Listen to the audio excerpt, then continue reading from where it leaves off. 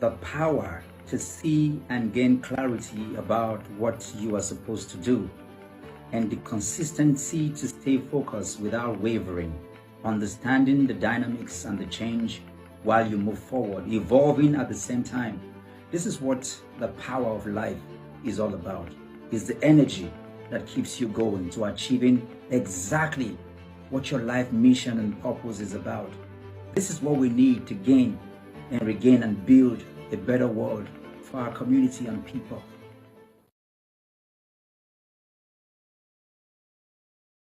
About 4 bills. I don't we tried. No, Mr. President, you can go back to see those white people. Let me put it there. No, because I still have other business to transact here. My brother. No, go back. Let me. Thank you. Okay, my brother.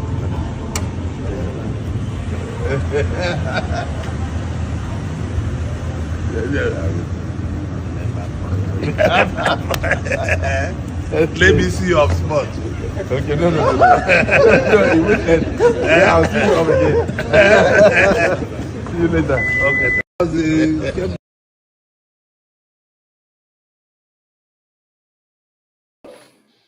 Last week, 92-year-old President of Cameroon, Paul Biya, announced that he is running for re-election. He is the world's oldest president. The election will take place in October. 60% of Cameroon's population is under 25. Paul Biya has been in office for over 43 years. There is hope for peace in the Central African region. The government of Democratic Republic of Congo and the M23 rebels signed a peace deal in Qatar on Saturday. The two sides agreed to stop hate propaganda and any attempt to seize a new position on the ground by force. A final deal will be due by August 18th, in line with the US brokered deal between DR Congo and Rwanda, which denied that it backed the M23. Nigeria will face South Africa in Women's African Cup of Nations semi-final in Morocco. The other semi-final game will be between the hosts, Morocco and Ghana. The Nigerian team, the Super Falcons, has now conceded a goal in this tournament. And if they win, this will become their 10th title. It is 5:30 p.m. in Accra, Ghana, 6:30 p.m. in Lagos, Nigeria, and 1:30 p.m. in New York City. Wherever you're joining us from, welcome to another episode of 90 Minutes Africa. My name is Rodolfo Okonkwo. My co-host, Chido Onoma, is on assignment. Following last week's death of former President Muhammadu Buhari, Nigeria's political scene is on overdrive. Politicians are moving in to claim the late president's supporters. On our show today, Dr. Moses Paul will join us to discuss the coalition, ADC, Peter Obi, Abubakar Atiku, and his run for the Abuja Municipal Area Council chairmanship. Dr. Moses Paul is a coach, author, thought leader, social activist, and the team lead at the Free Nigeria movement. Please join me in welcoming to the show Dr. Mo. Dr. Mo, welcome.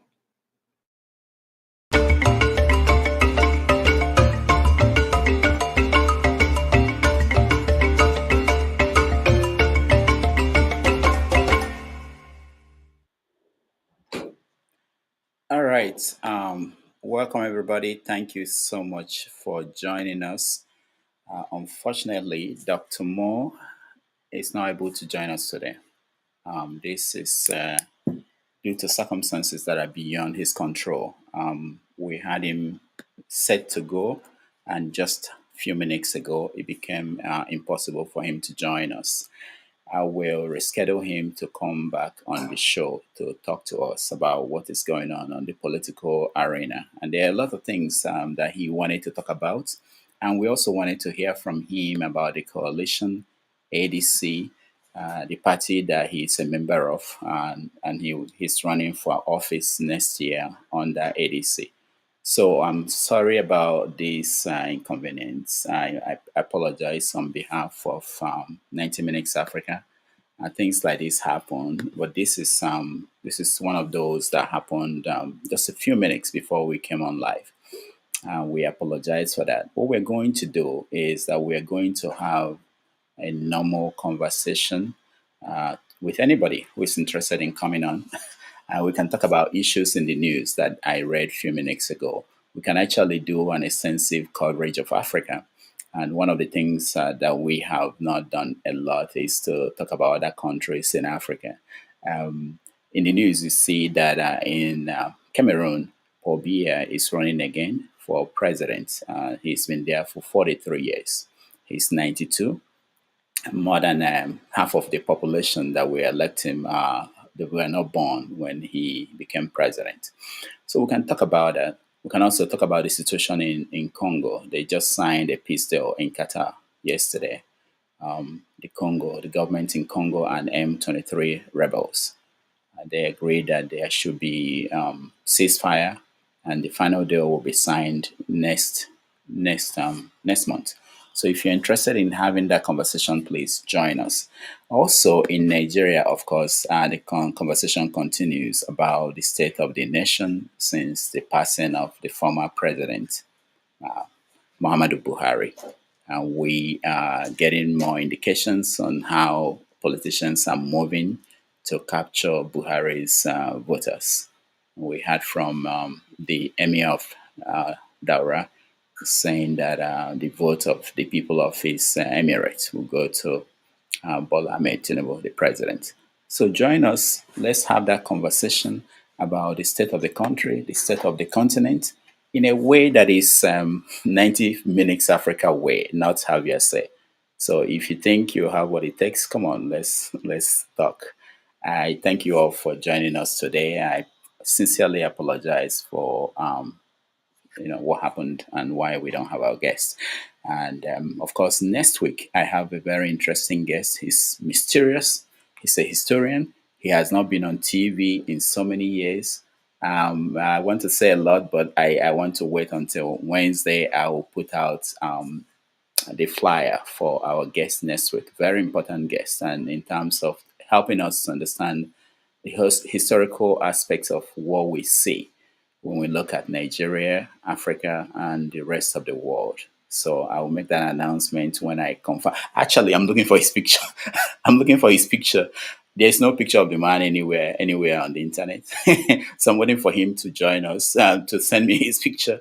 But we've agreed that he will be here next Sunday to be part of a great conversation on Africa and Nigeria in the historical perspective of things. So that will be very interesting. Monday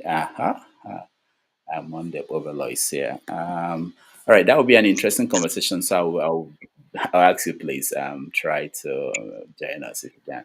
All right. I see Ovie, how are you? I'm doing great. I'm doing great. I'm doing good. I'm feeling like my governor. You know, well, we've I don't gone want to go. global. We've gone global as a I village don't champion. We've gone global. I don't want to go there yet, but let me ask you. I was looking at the news and the Falcons, Super Falcons, they are on to the semi-final of Women's African Cup of Nations. I know you follow sports. I don't know what's going on there. I read that they've won 10 titles. Is that true? Well, I don't know how to put this. I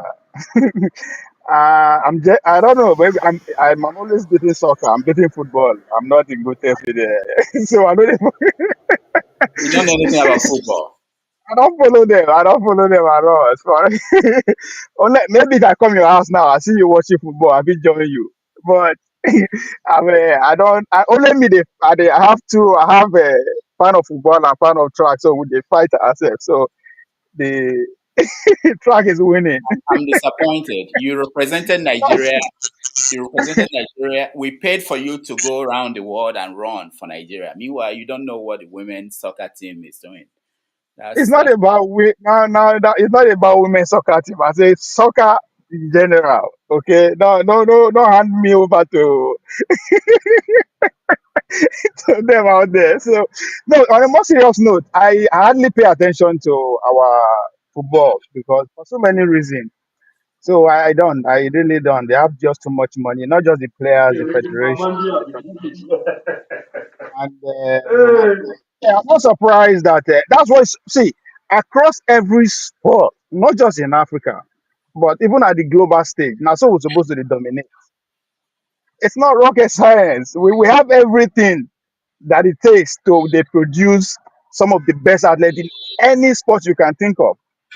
But the fact that we are struggling to even raise our head is, I mean, we are that it goes hand in hand with the government style, with our culture and everything. Anyway, so if the women are 10 step ahead of every other one, I'm not surprised.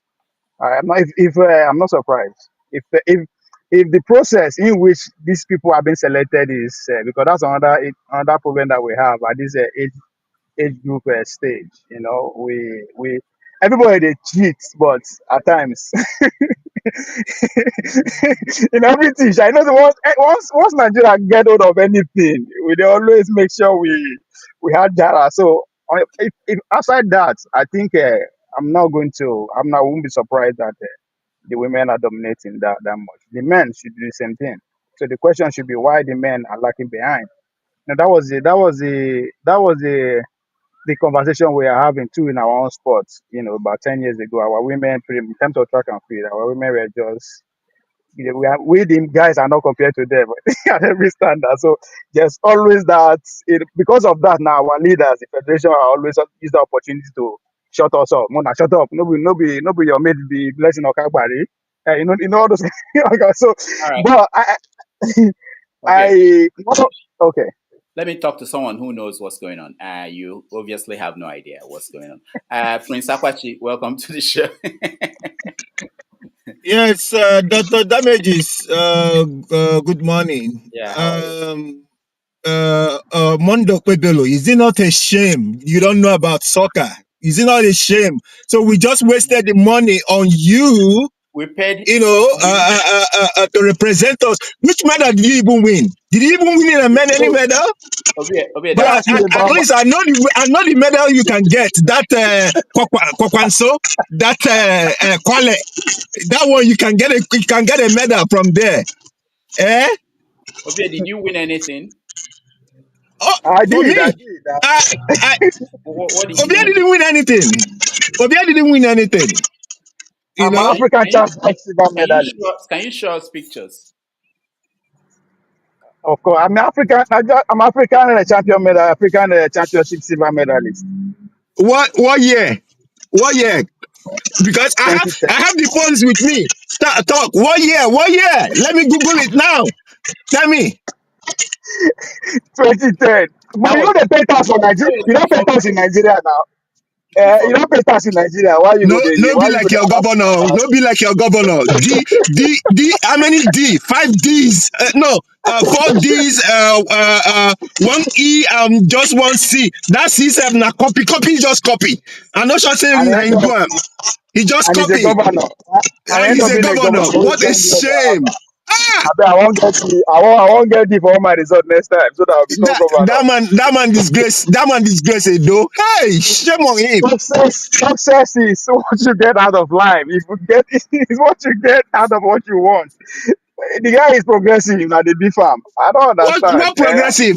Hey, if that one is progressive, can I never be a progressive? If that one is a progressive, I will never be a progressive. Every parent wants his or her son to be governor one day, and I mean, I don't know. It doesn't count how you take it. I think his parents are proud, and with the Edo citizens who put him there are proud of him too. And we are both already ahead of the game. 2028 is coming back. You say Edo lights are proud of him that But they are guess what? pouring spit on his face. Dr. Dameji, I actually embark on supporting him because he was accused, and nobody say he was accused. He knows how to speak English like me. But guess what? See the advantage of that. That man never travel out of that country with our money. Oh. For that reason, he go come back. He knows how to speak English, so he don't really need to go abroad. So you see, our resources is home. Make the chop for house. when Obaseki was a governor, he don't go Houston, go Spain, go London, get everything with our money. So Okay, the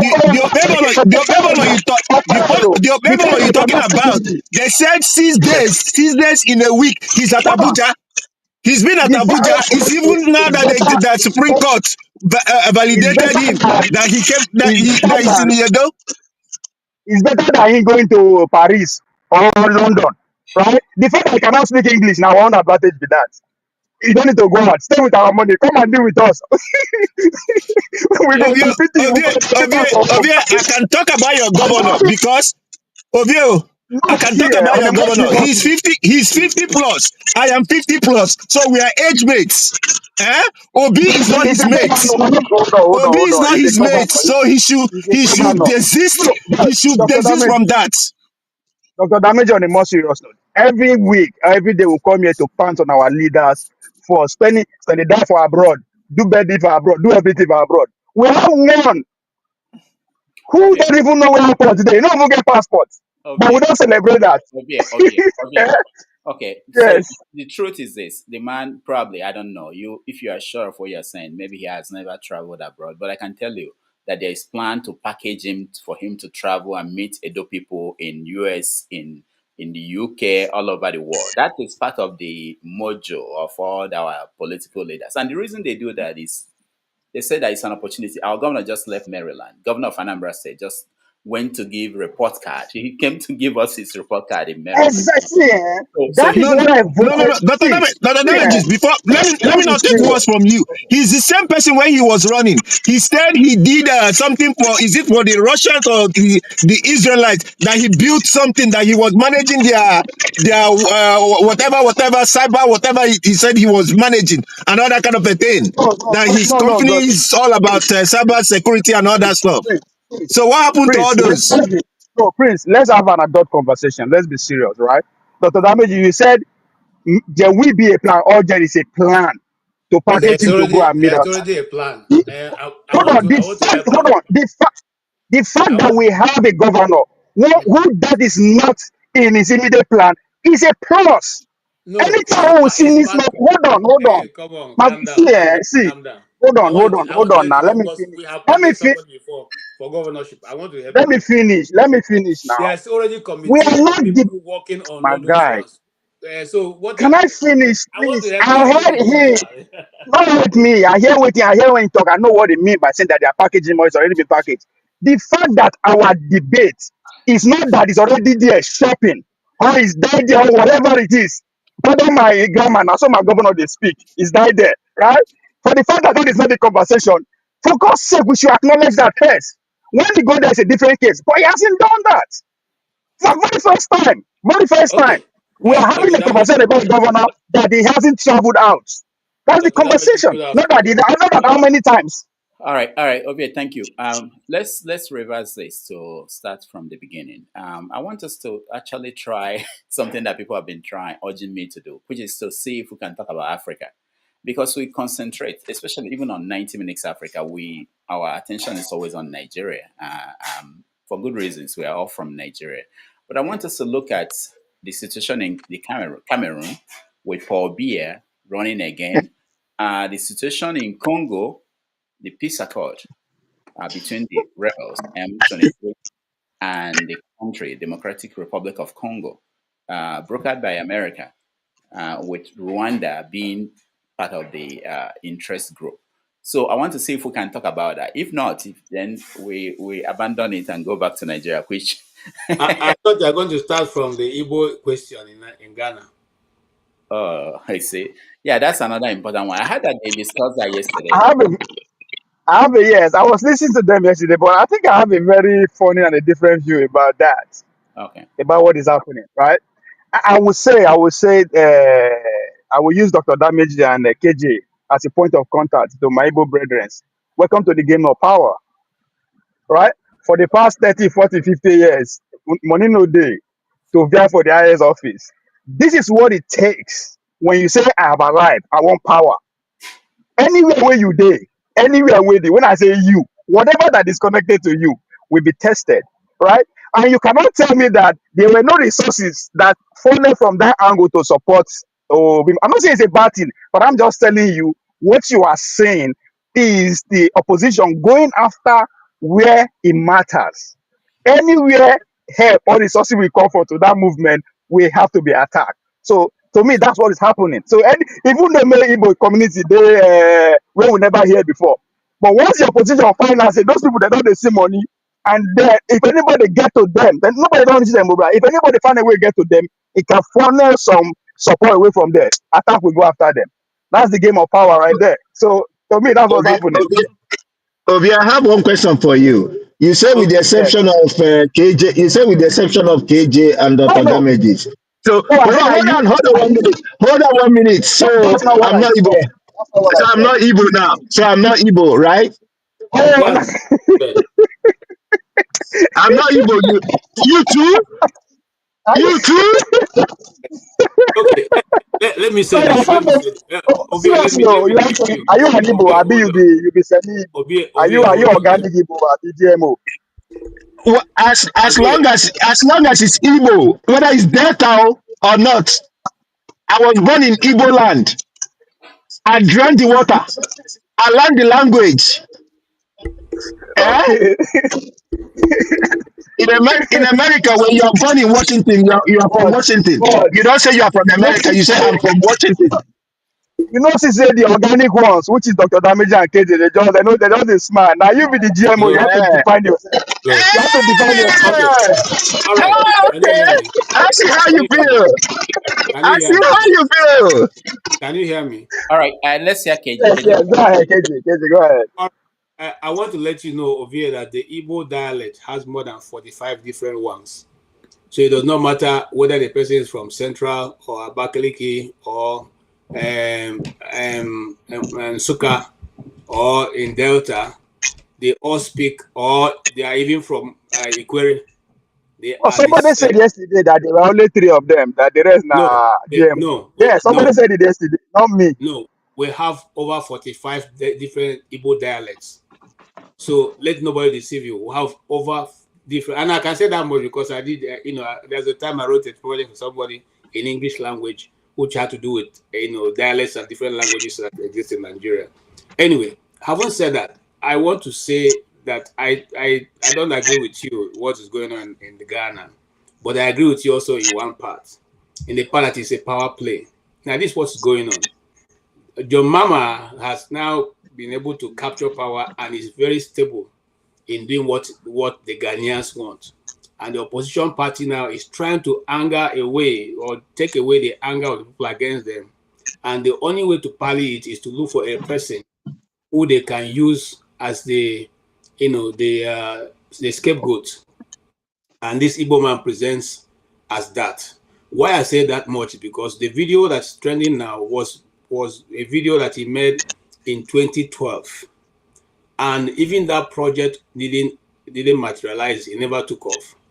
But here is also the very interesting thing. It doesn't have any 50,000 or 50,000 hectares of land anywhere in Ghana. It does not even have any so-called Igbo community in Ghana. Unfortunately, the guy who blew this up, what is this his name again? Cyril? Is it Cyril? Yeah. The blogger went on to do half truth and all that, and eventually ended up, if you listen to him, the first blogger who brought this in, who first called it Igbos have a Igbo kingdom, you find out that he has a disdain for not only for Nigerians especially, but for Igbos especially. He has so much disdain for Nigeria that he feels that Nigeria should go back, leave Ghana, and go back to Nigeria. But let's us even look at the Igbo man who is the king, who they call a king.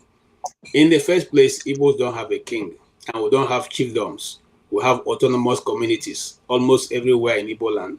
Every community is independent of the other, and they take their own decision. We don't have a central king. We don't have emir formation. We don't have Oba formation. We have not such anything. So any blogger who is serious and wanted to do an expose of the Igbo people will have taken his time to read a little bit of the history of the Igbos. But let us even go a little bit further. Do you know why the Igbos sometimes, are found a lot of them? We have developed a lot of relationship with the Ghanaians, and that started way back in the days of Nnamdi Azikiwe, when he formed a friendship with Kwame Nkrumah, and they both work hand in hand. So it was an introduction of the first kind of those politicians of the then Nnamdi Azikiwe's time had a lot of relationship with the people of Ghana. Ghana also played a very vital role in the time before the Biafran Civil War, where Aburi was where they met to have that discussion. And the president of Ghana at that time played a very vital role for which the Igbos are grateful for, even though it didn't materialize as he desired. But that endeared the Igbos to sometimes feel like going towards Ghana as a place or where you can go to. Is it that we love Ghana more than every other place? No. But we are ourselves, we are migrant tribe, but we're not territorial. We don't go to a people's land and take over and begin to impose our culture there.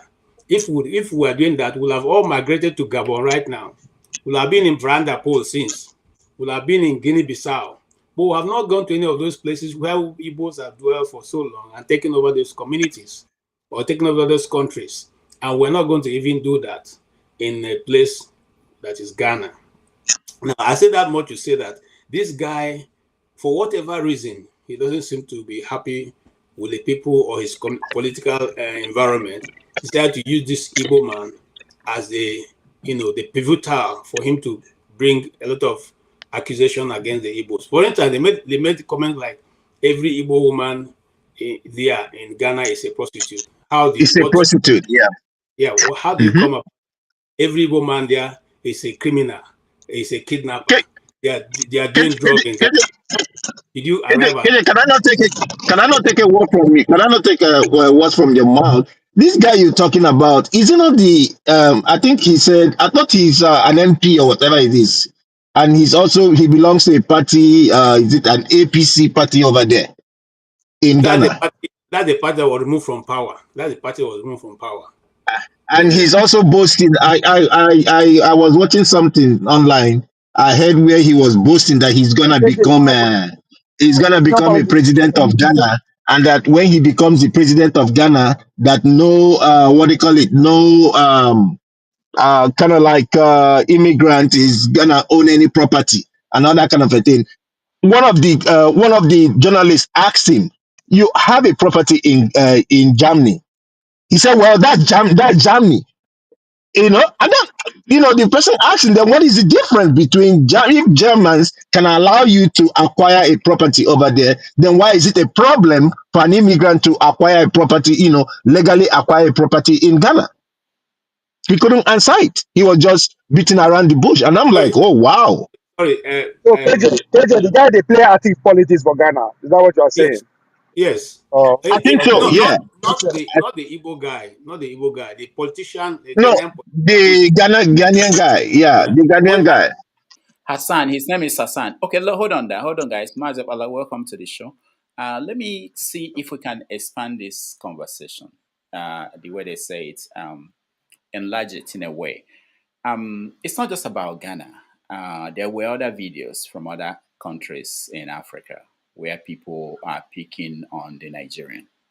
I'll play a clip from a Ghanaian talking about it, and let's see if there is something that we should actually talk about as Nigerians if we decide to reduce it to Igbo people, but I think as Nigerians. So let's listen to this lady.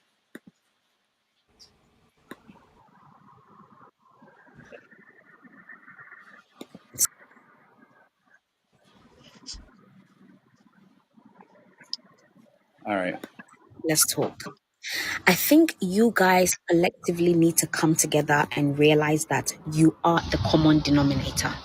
As in, all these countries that are coming together to ban you, to get rid of you, to not want you in their country, we are not all going mad.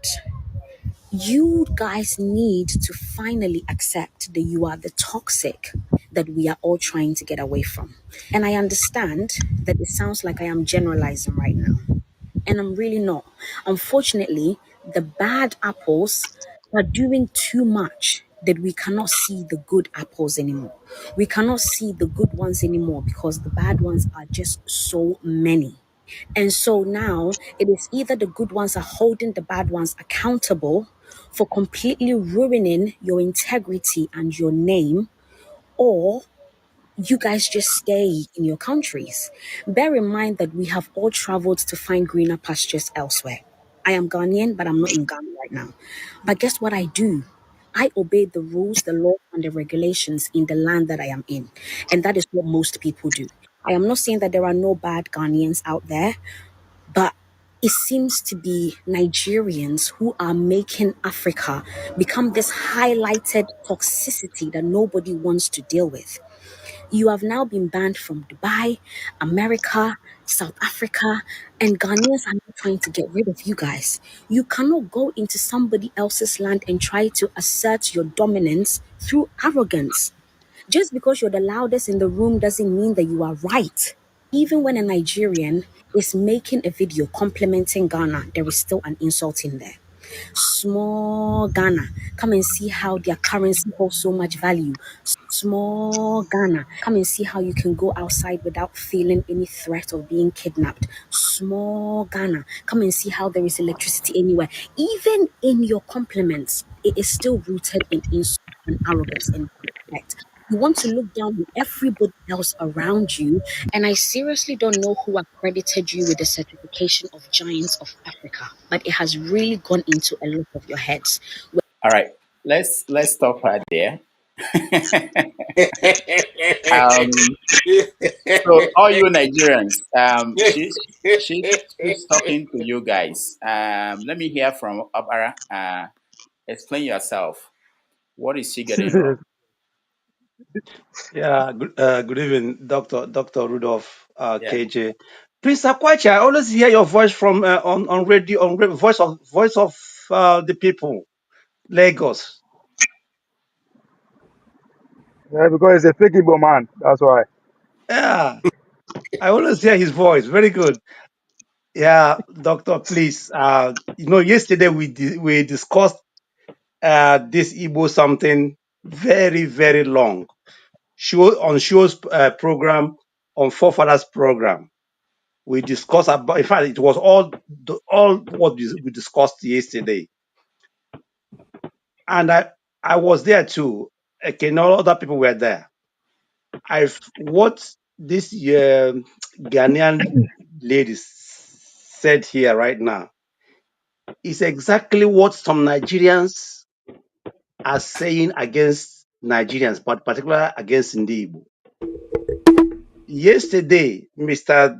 James, somebody I always like listening to, made one comment that really disturbed me when he said that East question, that if Igbo people should not talk to their Igbo leaders should not talk to their people in Ghana and in South Africa and other places, that Nigeria should consider giving us a chance to leave Nigeria so that there will be peace, something like that in Nigeria, so that there will be no this every time Nigeria. That means Mr. James concluded that Nigerians who are disturbing or who are committing crimes in Ghana, in South Africa, other places are likely to be Igbos, because he said it loudly that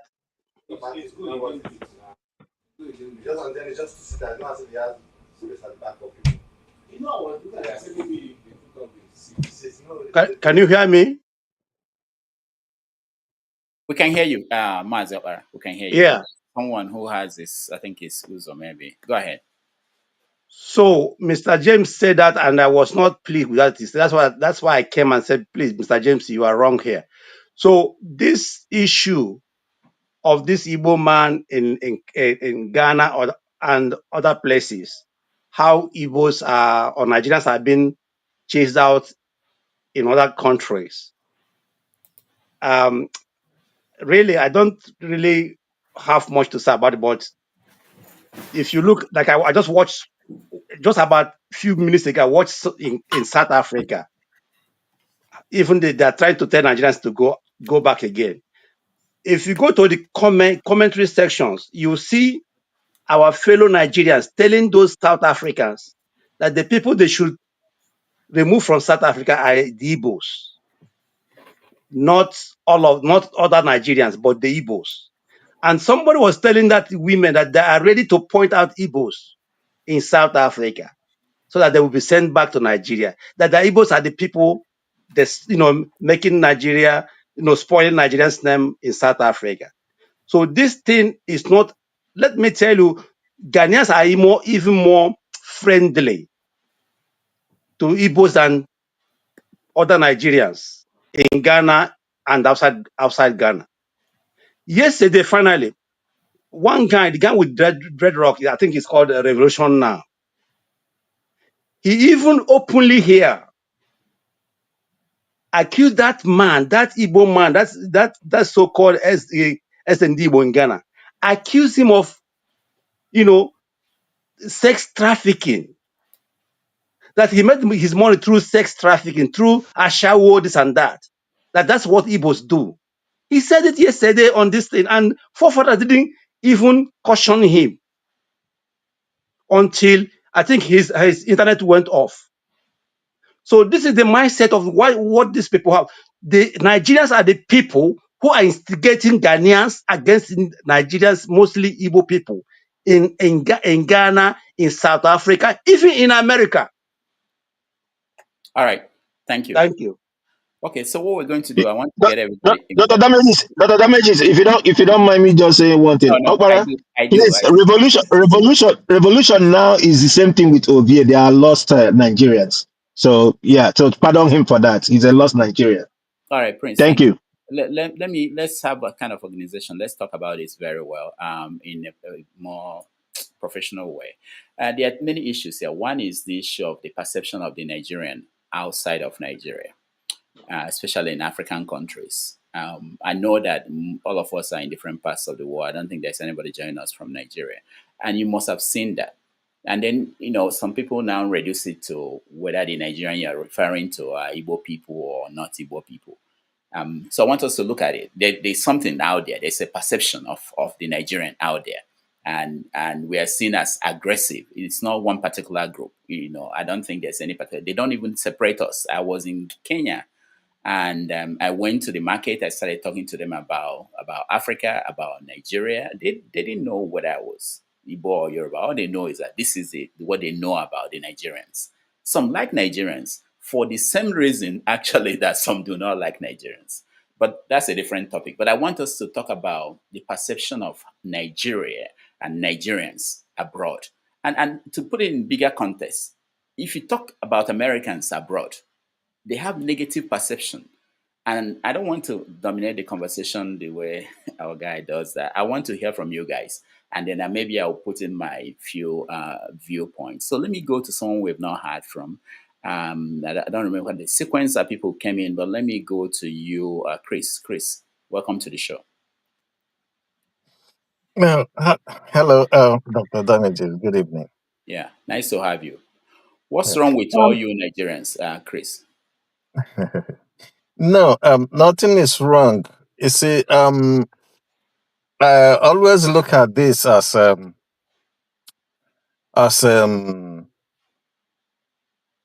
problem, where you have issue of diversity. While outside Nigeria, it wouldn't be a diversity problem, but in Nigeria, it is issue of diversity. But what it is like, when people get successful, they tend to attract a kind of jealousy, kind of envy, kind of issues around their success. So in outside Nigeria, most Nigerians are very successful. Hold on, stop, Chris, stop. Are Nigerians the most successful people in Africa? Let's say in Ghana, if you go to Ghana now, are Nigerians the most successful people in Ghana who are Well, not Ghanaians? they are successful, but they are also visible. Let me put it that way. They are more visible.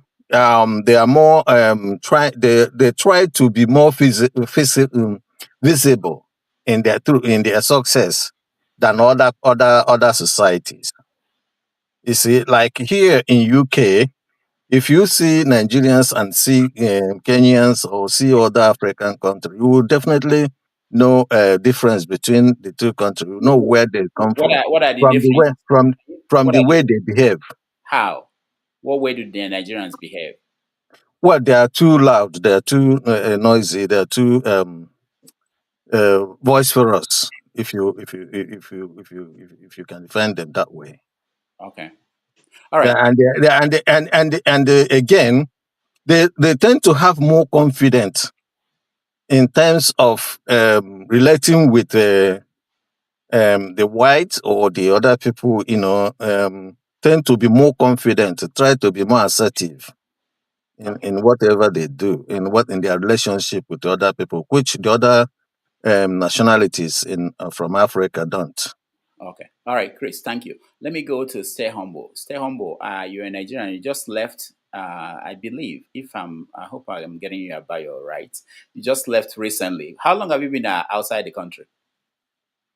Stay Humble. Yeah, for I'll say 3 years. Also. Okay, recently. Okay, so what is as a Nigerian abroad, have you noticed this thing that people are noticing from other African countries? So the perception regarding Nigerians really it varies.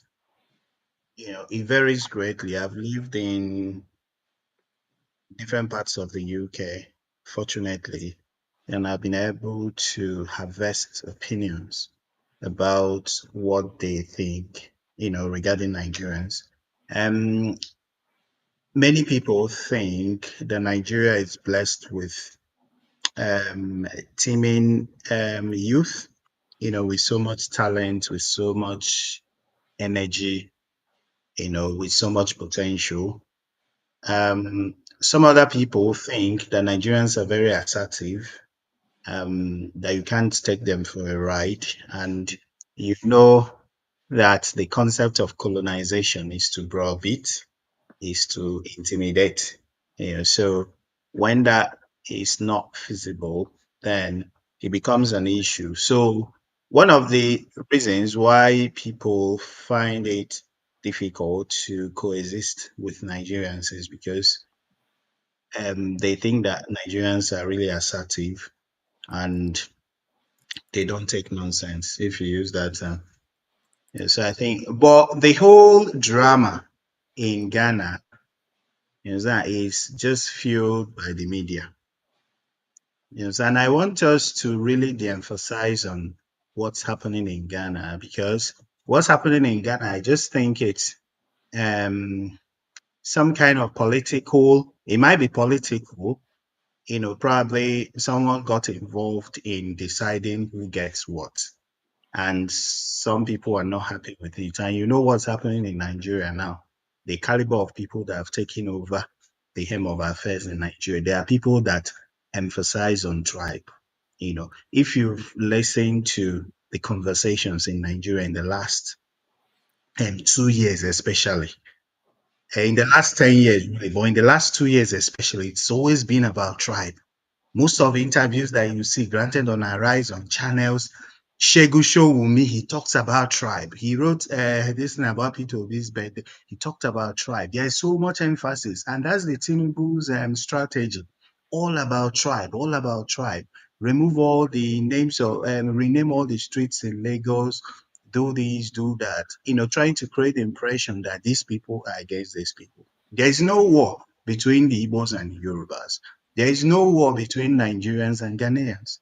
There is no war between Nigerians and South Africans. These things are just the CIA APC strategy to create artificial chaos and division. So we should de-emphasize on all those things and try to talk more about what we need to do to get the continent back to its feet. So that's Uh, what we should be talking about, not Nigeria, Ghana, this and that. Those things don't exist. No, thank you, stay humble, but I don't think we can wish it away. There are problems. They exist. People, I talk to people on the ground. They are not happy about certain things. And I talk to people from other African countries. They're not happy about certain things. You can say that it may be something that is escalated because of politicians or because of poverty and hardship, but it don't say that it doesn't exist. Even in America here where we are, people have problems with different groups of people. It's a human thing. It's there. It's not a new thing. It has happened all over Europe for many, many years, continues to happen. So it's not that it's not there. The question is, what is it and how do we deal with that? All right, sure, let me come to you. Yes, sir. Good afternoon, Dr. Damages. Good afternoon to all the panelists, the people in the comment section. I salute you all. It's a shame that the guest didn't come today. I was looking forward to listening to him. If you've noticed, I don't come in on Sundays. I just want to listen. I have nothing to ask anybody because they won't have the answer I need. Sure. The one you asked Peter Obi, we're still waiting for the answer. Peter Obi is important. Peter Obi is important. He's important. If you bring Tinubu, I would come and ask him a questions. But when people see Nigerian journalists and start getting excited and asking them questions as if their answer is going to change anything and ask all this, what they talk, so man. Because I'm not important. I know address Wadaman. You see, it's quite interesting when I see people ask journalists, like you bring some of the journalists here, and I'm not downplaying their role, but when people start asking them questions that are meant for politicians, as if tough questions, like what nonsense tough. Anyway, so I wasn't going to join today, but when I saw the video of the lady you played, the Ghanaian lady who seems to be in the UK from that. I thought, let me come. I've always wanted to say this, but the opportunity never presented itself until now.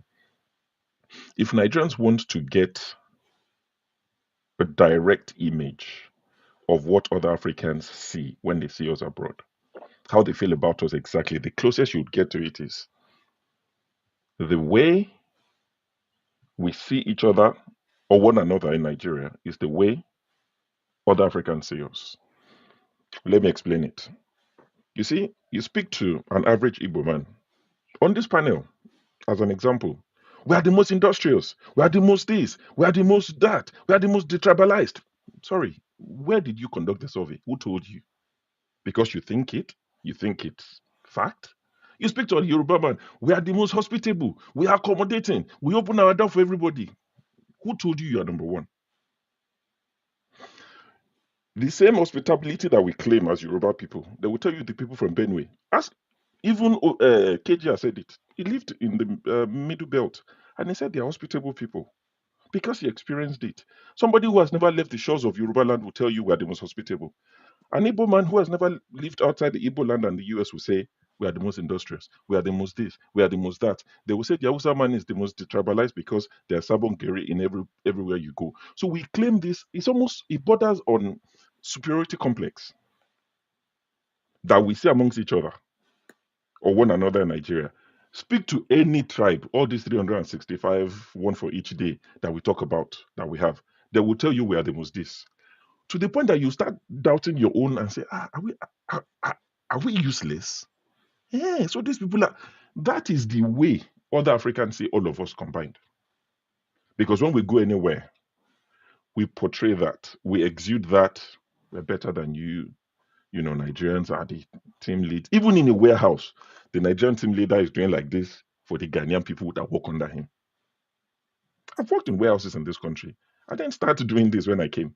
I worked in places as warehouse, picking and packing. I did it. You will see Nigerian like this for everybody. So that attitude that we have, it's positive. It has its advantages. But it also comes with this thing that we get. So let's not act surprised when we get this backlash from other Africans. I agree to a large extent. Even now, outside of the warehouse and working in, 9 to 5 contracts, making money and all of that, I agree Nigerians want more, which is a good thing.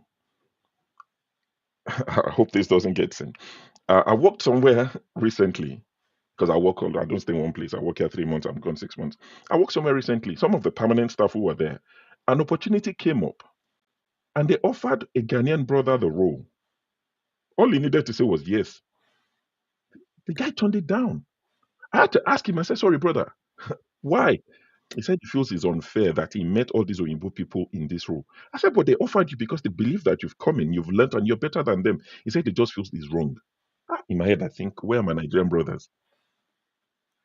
Without being qualified, they would tell you, I want it, give it to me.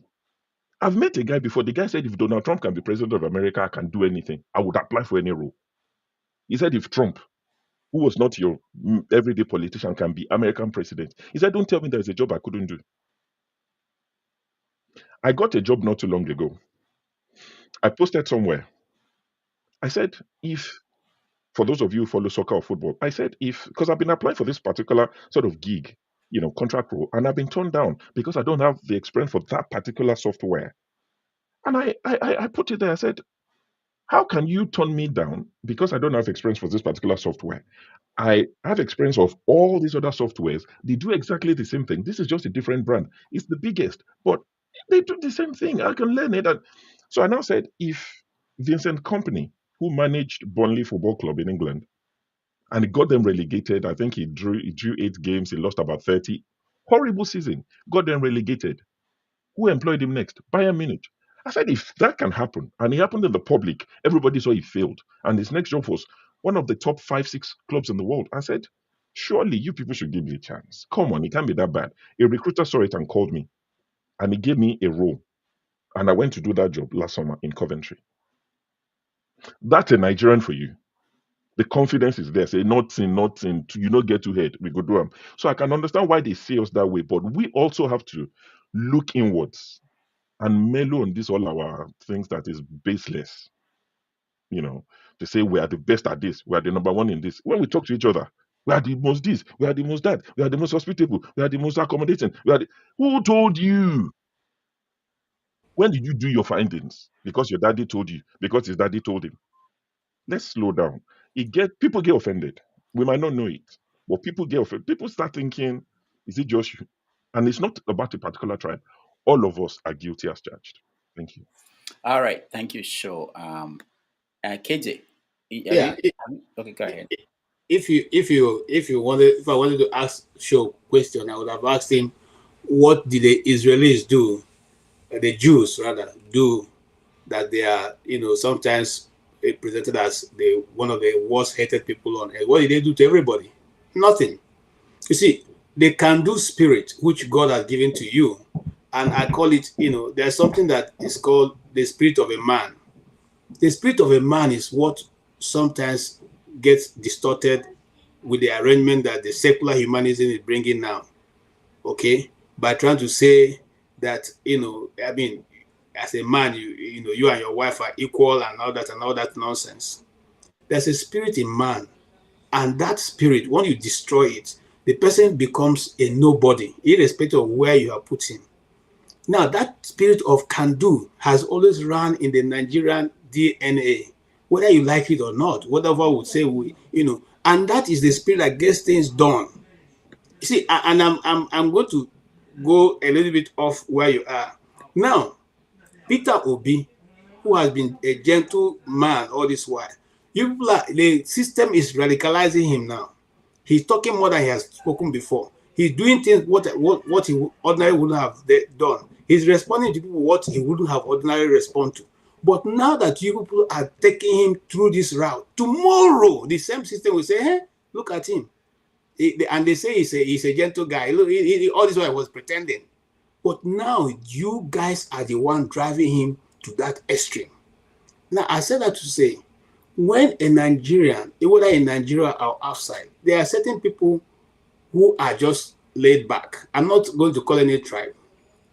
And then when you see somebody who is thinking of moving ahead, thinking of going forward, thinking of just applying himself to a situation he finds himself, that becomes offensive. Because if you as a Nigerian can take off from Nigeria and go to South Pole, where you are the only one black person, and you're able to live there confidently without minding, there's something extraordinary the rest of people should learn from. It shouldn't be a reason to hate you. But in this content, concerning as we're discussing, that spirit is what they fight over. This is not the only person. The case we're discussing now. I saw another video from Kenyans, from South Africans, from people of other nations complaining about the same thing, the way Nigerians come to their country and jump around. The Kenya owns that the women do no longer want to marry them. They are going after Nigerian men. And in fact, that Nigerian men is Igbo people. They don't know these Igbo people. They just spend all their money on women. Now, all that is a reason to hate. All that is a reason to think that these people are not doing the right things as they should. And we are not saying that nobody in anywhere have said if a Nigerian goes to a nation, a country, and goes and commit crime, he should be set free because of Nigerian. No, if you go to a nation and you refuse to live by the dictates of that law of that nation, and you go into criminality, they should arrest you and let the full weight of the law be brought on you as accordance will have been done to any other person. But don't say because he's a Nigerian and he's looking for how to survive, so he has gone against your nature because you prefer him to be laid back and wait for him to be more than qualified before he takes an opportunity. If we are doing that, we will not be where we are. And let me tell you something. Let me even say this to the other, people who are listening who are not Nigerians. If the Nigerian government had been faithful or had been truthful to itself, we would have been like Southern Africa, where nobody would travel out of Southern Africa to go and look for a job. We will have no reason, no Nigerian will have any reason to live outside Nigeria because the government would have been sufficient and jobs and employment and everything would have been. And that is the reason why we're insisting that we need to sit down and rewrite our constitution and lay out things the way they should be so that a nation can move forward and we all can go back to our homes and not have anybody tell us to go back to your country because our country would have been a destination. Right now, we're not a destination, we're rather a departure. But we should be a destination around the world. We have lived, and when I was in primary school, I was taught by Indian teachers. I don't know if there's any Indian teacher right now teaching in primary school in Nigeria. I had Mrs. Gupta was one of my teachers, okay, in primary school. In secondary school, had many of them, Ghanaians, Indians, and all that. How many of them are left behind right now? But that's the truth. That is where we are. And if we need to address this issue as Nigerians, we need to call on the government and we need to be more proactive in determining who comes to governance, not people who come and don't have anything to offer. And just because they are insulting their fellow compatriots means that they are becoming politicians. Not because one will bring somebody who doesn't have a certificate and will say this guy is aptitude, he's a strategist. What kind of stupid strategy are you that you don't have a certificate? You are bringing illegality into the system, corruption and all the rest, and they say you are a political juggernaut. Which kind of juggernaut? What is that? So the system becomes corrupt all the way down because everybody can point to you and say he doesn't have anything to offer. Why should I be the one who should be concerned? Sorry, I'll end with this, Dr. Rudolph. Is there any country in Africa right now that will have elected somebody who did not go to school to run economy at this time, this hour, this year of the world? Is there any other place apart from Nigeria? We're not serious. That's why these things happen. And when these things happen, our government don't take any proactive step to deal with the issue. You think can do that to an American? It's not an American that broke the law in Russia, who went and was trying to pretend to get into Russia and was arrested. Did the American government leave him because that 18-year-old boy broke the law? No, they dispatched the ambassador and made sure they discussed until they removed him. Okay, they removed him from there back to America. That's a nation that when their people go contrary to the law, they make sure they follow it to a conclusion and make sure you get the best of justice. That's a nation, not what we are doing. Not what we are doing. I just have to end it there. Thank you for the time. All right, thank you so much. Let's go to Adama. Adama, welcome to the show. We're talking about Nigerians abroad, the way we are seen, the way we see ourselves, and why some people are not happy with us. Greetings to all the panelists. For those of our viewers watching, please click on the thumbs up and click on the $sign to support this channel, what we're doing. Well, that was a good question you asked, Dr. Damages. Why I came in when I was watching. What I'm here to say is, as much as I'm proud to be a Nigerian, and I just want we need to take our time to evaluate ourselves. As We may think whatever of us. The truth is, a lot of us come out here in the diaspora, we have become a nuisance. Let's just say the way it is. It is. We are educated. I'm in the medical field. You guys know I'm a medical doctor, I'm an anesthesiologist. And guess what? Nigeria has one of the worst healthcare system. As much as we have one of the top doctors, surgeons are Nigerians. Where is our healthcare system? Igbos are industrious. I call them the China of Africa. But at the end of the day, guess what? We don't have electricity. We don't have the basic necessity for a human being to survive or thrive. In order for you to have those things, you have to spend money. So why I came in is we need to take a look at ourselves. You can be whatever you like in the diaspora. You can have acquire all the wealth you want to, and you can bestow yourself whatever you want to. But if you feel you're going to come to someone else's country and you want to display all this thing, my advice for you is you need to go back home. Go back home and start displaying those things. Start putting things in place so that for those generations, like if you feel you've acquired so much wealth that you want to stay in the diaspora and you want to tell the people that own the land that you're bigger than them, I'm sorry, in my opinion, you're a nuisance. You cannot come to my house and I tell you, take your shoes off at the door and you said you prefer having your shoes on. You have to leave. So we need to learn to respect ourselves. We are braggadocious, we're loud. A lot of us are incorrigible. When we come to this platform, we don't know how to follow decorum. Everybody is educated. You cannot caution us. So, all I'm here to say to every one of us, including myself, we need to evaluate ourselves because this is getting out of hand. Enough is enough. That's all I have to say. Thank you, sir. All right. Thank you, Dr. Dama. Michael, welcome to the show. Oh, good afternoon, everybody. And thank you, Dr. Damages. Thank you so much for inviting me again and giving me this opportunity. Adama, you spoke very well. You see, that's why we need more women to come in on this platform. Because you see, when the women come, there's love and affection. So the word you just said is, you touch a lot and it makes sense what you say. Well, on this particular topic you talk about, like Nigerians in diaspora, what we do.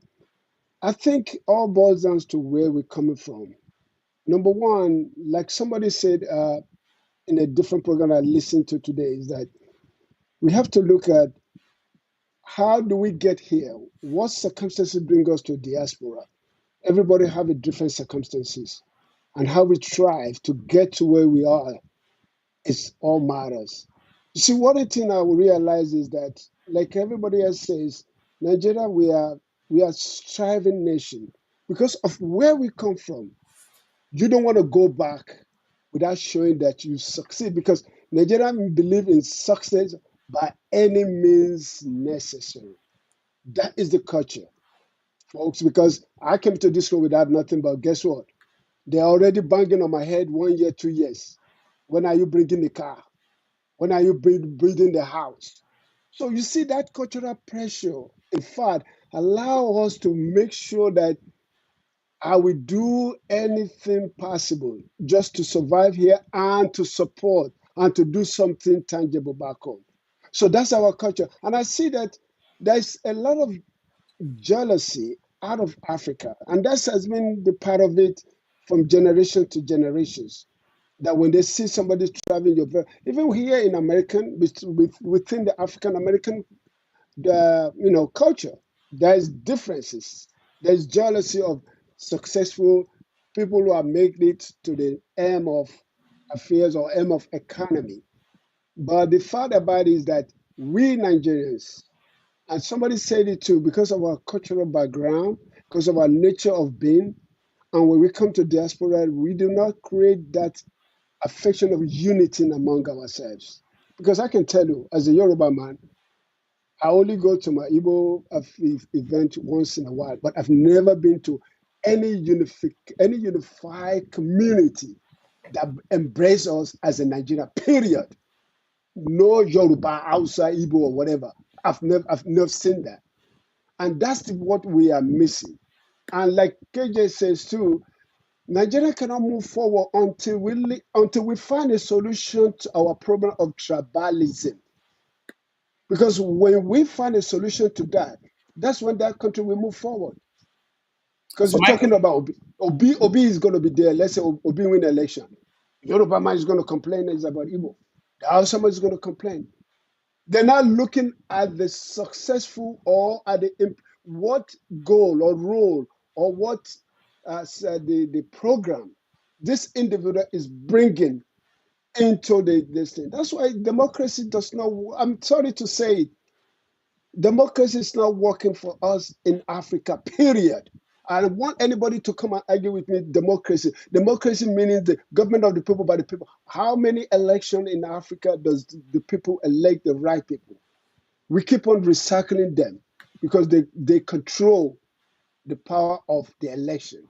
So those are the things. So when it comes to diaspora, I think Nigerians need to find a way to kind of tone it down or embrace each other to understand where we come. Our culture is loud. We arrogant because when people say we're arrogant, no, we are not.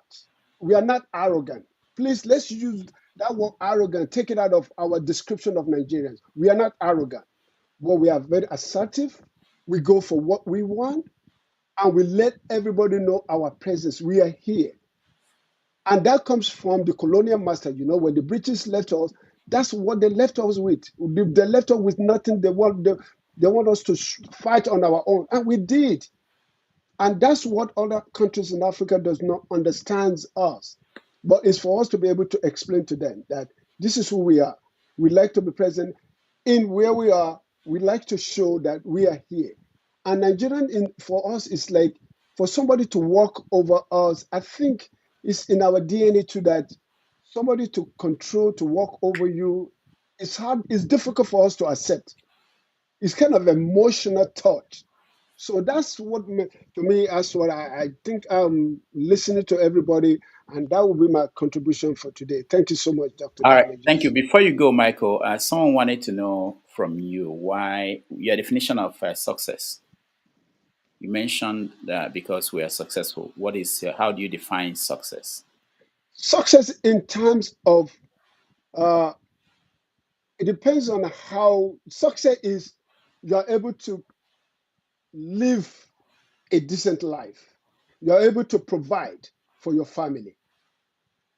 You understand me? But in Nigerian terminology, success is about you giving to somebody extra, being able to provide for extended family. That's what they consider success to us in that culture.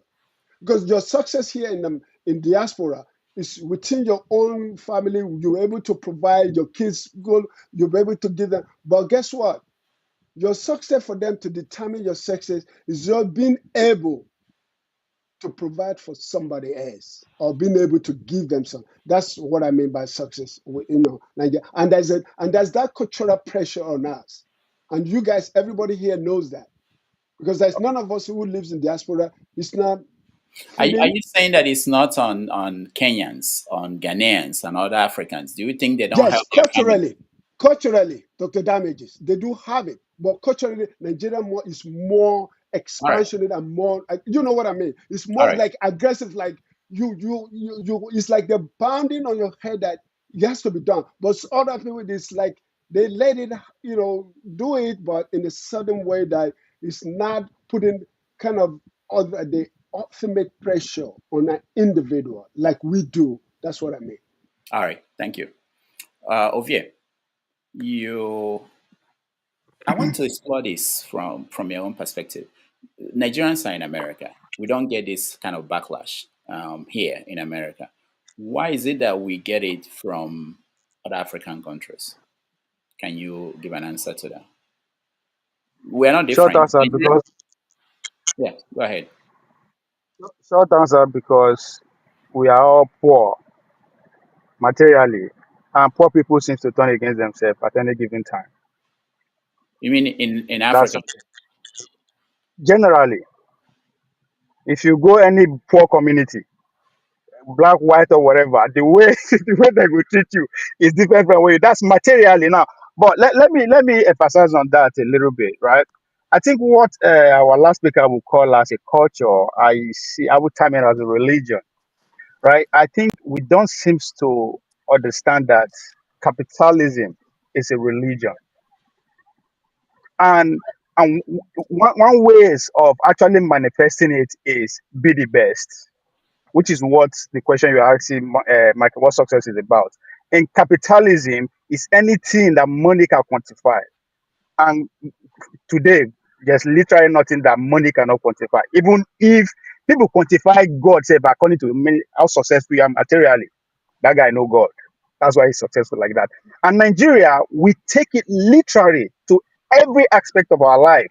If you go church, you have to be successful. If you are not success, you don't know God. You have to be the best. Even within family, you have to be the best. Look at your brother, he's doing this. Look at your sister, you have to, every aspect of it. So we take that literally. So when you find yourself outside, that drives you, good or bad. And we know they just do it individually, even collectively. The idea is a sport age day. It's not no be individual athletes they do them.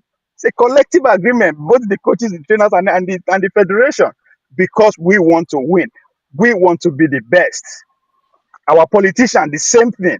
So I will not say it's a religion that we are practiced to the beyond everybody else on this planet without even knowing it. So because we think success is literally defined by what money can actually quantify. So that I don't know whether it was then, it was before we met the colonial people or even as early as 50 years ago. But within the last 30 years, right? The more you see the hate comes towards Nigerians, so are other things too, right? As I was listening to the girl, I took her serious when you introduced her, but when she get to the point, she started saying, Nigeria, oh, this small Ghana says, this small Ghana says. So I come to understand that it has to also do with the times that we are in. There is anger, genuine anger. And I would just to say, just like Mama Echo said it on Niger Watch, we are at war with the so-called the best, the experts, the educated.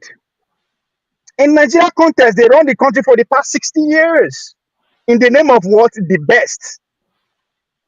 This is what we got. So there's a genuine anger because the so-called the best are the minority. The majority are waking up. So the idea that everybody is emboldened to identify with where he or she come from, he has to also come with the times. So it's easy. Oh, because now only way they attack us negatively, right? But most of the time they say that we'll be the best now. They always praise us too. Anywhere we go, Nigeria men are the best, Nigeria this are the best, Nigeria the best. So it comes with the time. So now the anger against the best that you are seeing. So for those who are still wondering why person will not sabi speak English like me, they support Ekpewolo, that is it.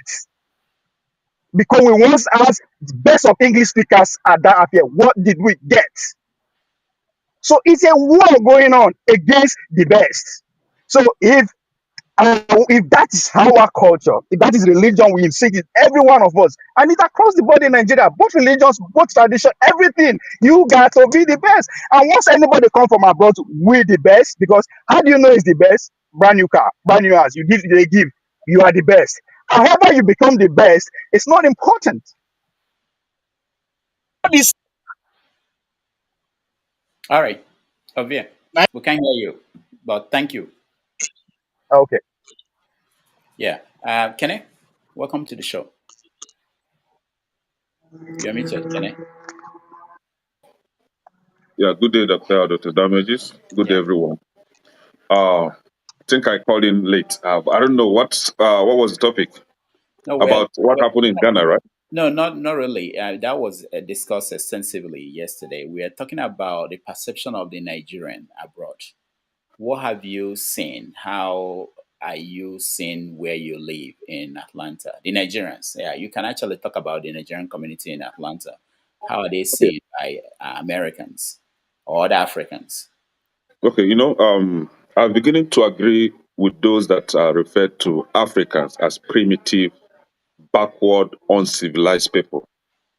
And when you come to Africa, especially Nigeria, is where you will find those people, a lot of them.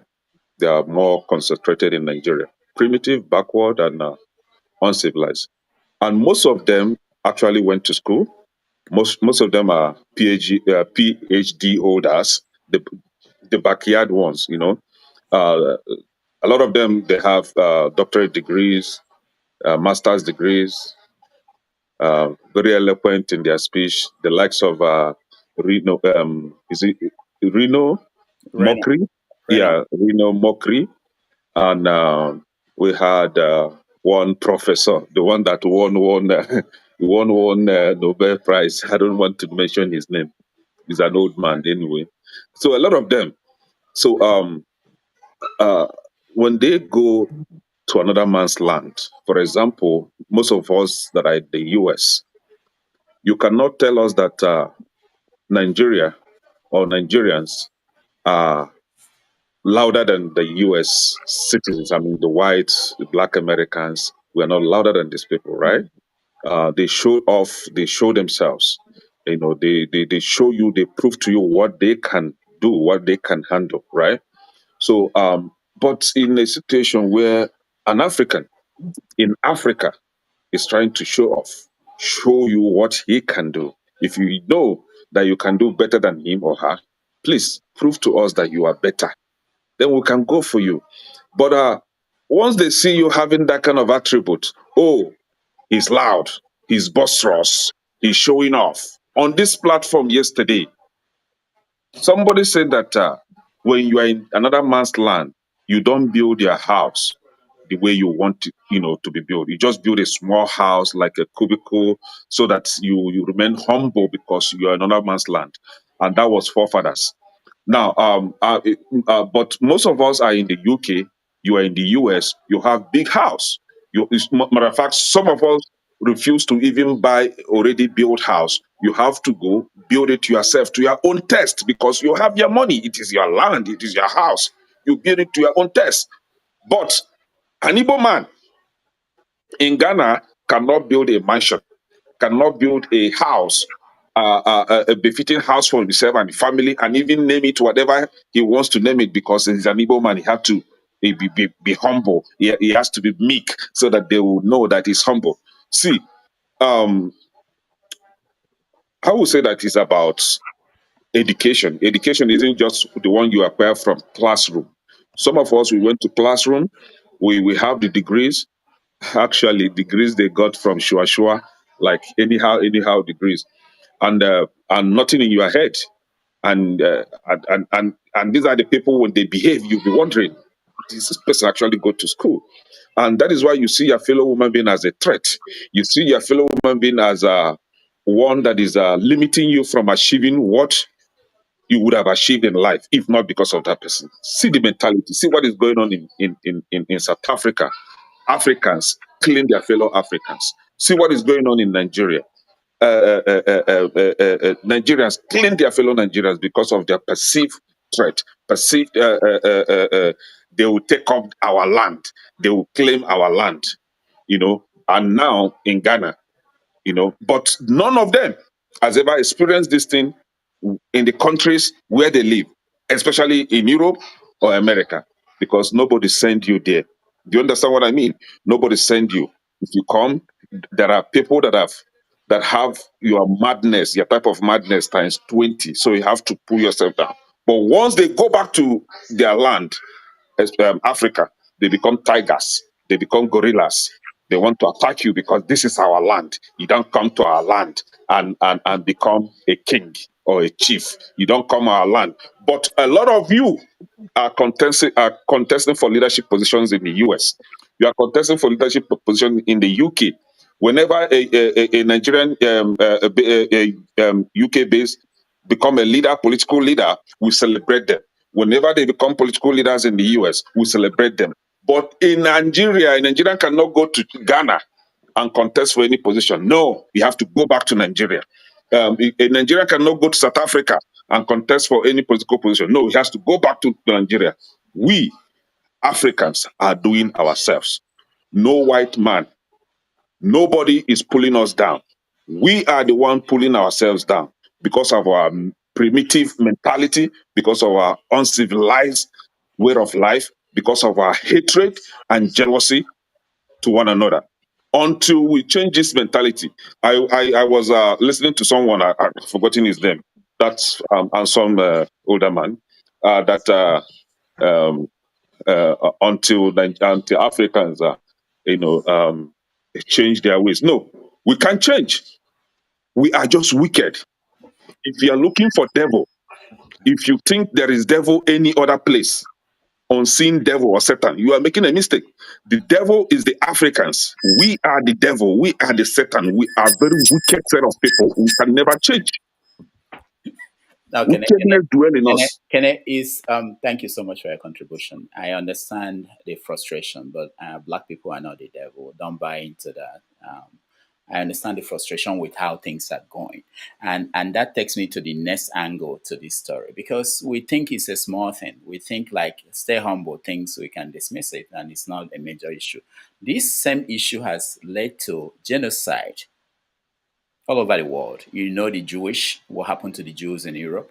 You know what happened in Cambodia from 1975 to 1979. Rwanda, over 1 million people, about 1 million people were killed in 100 days. It didn't just happen one day that they woke up and started killing people. Yes. It happened to Armenians in the Ottoman Empire, Bangladesh. It happened there. So there's a long history of people rising up to kind of put all their anger on the people they don't like for whatever reason. Maybe because it may be from the perspective of the people that are being killed, they were more successful. Maybe because they had advantages, they perceived advantages. So it's a serious issue, and we may not see it that way until something happens. I had the discussions yesterday and all over the week, people talking about Ghana must go, Nigerians must go. That's even simple if people are told to pack out and go, but people could be killed, and it has happened. So this is a serious issue. I think it's the most serious issue that, especially for people who are thinking about African unity, about Black people coming together to build a continent that will challenge the West, or that will be able to withstand what the impact, the pressure from the West. So I wanted to look at that angle because, like I said, in Rwanda, if you check their history even before independence, there were a series of killings that led to the big one. It was only after the big one that they now had to pause and think, how did we end up like this? The Germans also did the same thing. After the big one, Germans were not the first people that were killing the Jews. There were different people killing the Jews all over Europe. But once they did that, they thought to, how did we end up like this?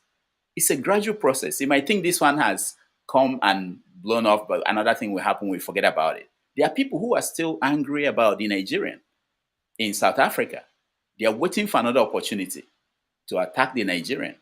They didn't forgive the Nigerians after the last xenophobic attack. No, it continues to build up. So when you see Ghanaians talking about this, or if I went to Kenya, they were telling me they knew I was a Nigerian about the Nigerians. There were some we said to you they have to go. They're the reason why we have crime in Ghana, in Kenya, in Nairobi. They're the reason why this. They're the reason why this. Meanwhile, they go to Nigerian churches and they dance to Nigerian music. But some of them were so angry that somebody told me, I don't listen to Nigerian musicians. I either listen to the Tanzanian, to the South African, because Nigerians want to take over our industry, everything. So it's a real thing. And it's not just about Nigerians, it's something that has been going on. When I used to live in Europe, in London, we used to identify an American by the way they were talking on the streets. People will say this is an American. It may be a white person or a black American on the streets of London.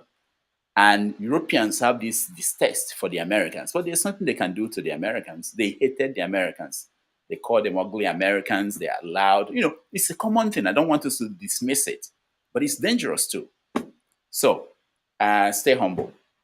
What's your final thoughts along this line of the danger of this and And what the solution might be?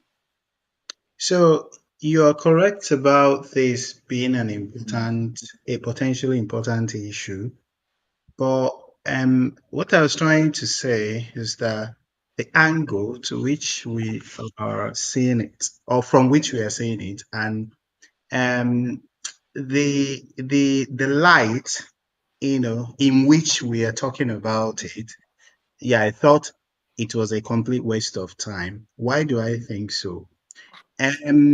Yes, potentially, there could be a genocide, but what we are doing is akin to a woman that brought a 5-year-old child who has clinical features of severe pneumonia, and then we are crying, shouting, instead of evaluating the child and prescribing the appropriate treatment.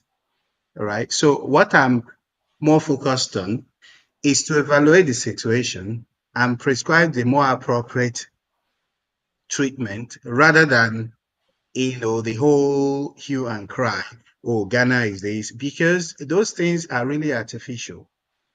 So if you're talking about what are the causes of this, someone mentioned poverty, which is very apt, very, very reasonable, poverty. And what's the cause of the poverty?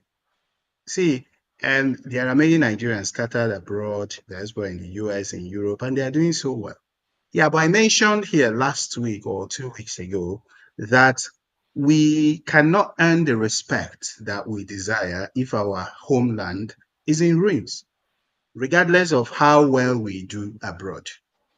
So the people who are beating the drums, whether you like it or not, whether whoever is benefiting from them or not, the people beating the drums are not in Nigeria. They are not Nigerians. And some of these people, because of the way they operate, it's really difficult for Nigerians to see it from that light. You see, there is no issue between the average Nigerian and the average Ghanaian. There is no issue between the average Nigerian and the average Kenyan. And there is no issue between the average Igbo person and the average Yoruba person.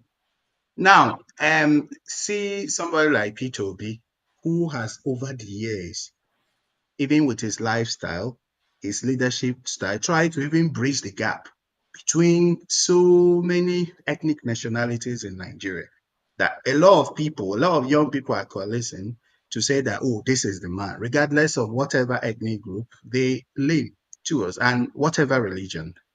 That brings me to even drawing a distinction between the Nigerian that was abroad in the 70s and 60s and the Nigerian that is abroad now.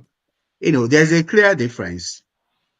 You see, so many young Nigerians who are in their 20s, 30s, don't even understand when you are saying that Nigerians are criminals there, and over there, because the people who are even leading Nigeria now and who are imposed by the same people beating the drums of division, beating the drums of war, they are the people that committed those crimes. The young Nigerian, yeah, the average person working in the UK or the US or this cannot even reconcile the present situation with what people are saying. Oh, that there are scammers there, because they can't even see that. They can't even see that. You see, so the problem is not as heavy as you're trying to portray to be. What we should do is to look at the situation, what caused these things, and how can we stop these things from the mainstream. So if we can do that, then we can start making progress. I think some days ago, somebody was trying to tell me that the country is very, very unsafe, that Nigeria is very unsafe. And that came up when I mentioned that there are British people in Nigeria, that there are even French people in Nigeria. He said, oh, that is very unsafe. I said, they are the owners of Nigeria. They are the owners of Nigeria. If it is unsafe, they made it unsafe. And if it is unsafe, It is to their benefit. And that's why they are in Nigeria. There are some British doctors in Nigeria. There are some British doctors in Tanzania working on, feeding fat. You see, they are the owners of Nigeria and they are the owners of those countries. Even till today, there's no real freedom, no real independence. All right. So Senator, those are the issues. Those are the people who are causing the division. Those are the people who say, oh, that there is this great nation called Nigeria. thank you. So those are the issues that we should address. Let me again repeat that average people are not, you cannot remove them from the problem. They are the ones who deal with regular people like foreigners, Nigerians in their countries.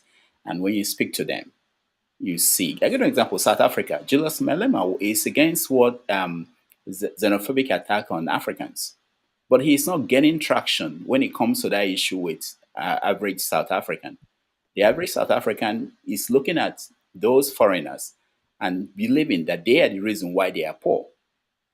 So the problem is, how do we make resources available to people in their country such that they don't look at other people who probably came from somewhere else, are doing better than them, and blame them? I'll give you a few examples from my own personal experience. When I came to this country the first time, I was with my cousin who had a business.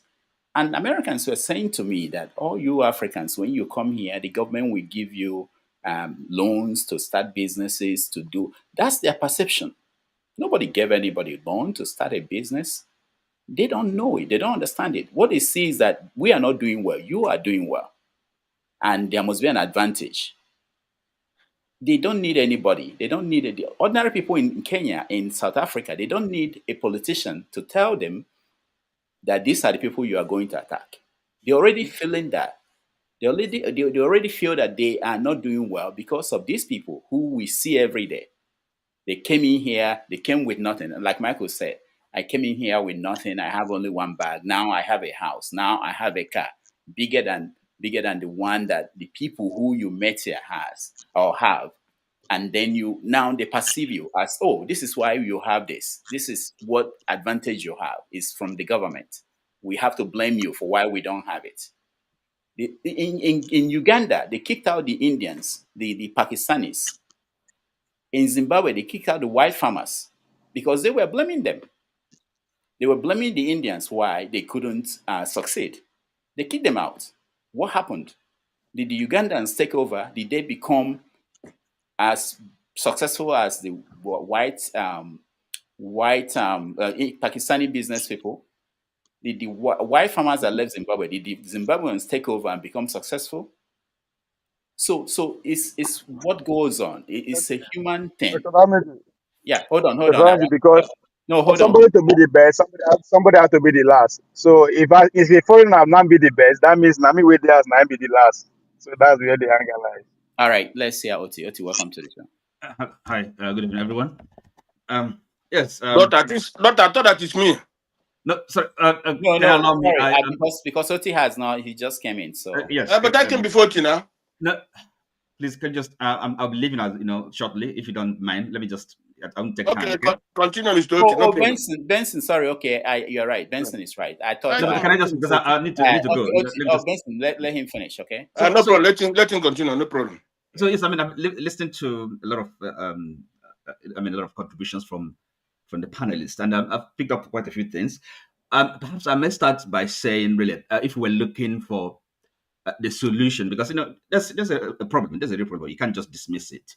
The solution to the problem, I believe, Stay Humble has kind of alluded to it, and that is really. Let me put it this way. There's an Igbo proverb that says, "Agwo emehivojebra omazo chiranaka."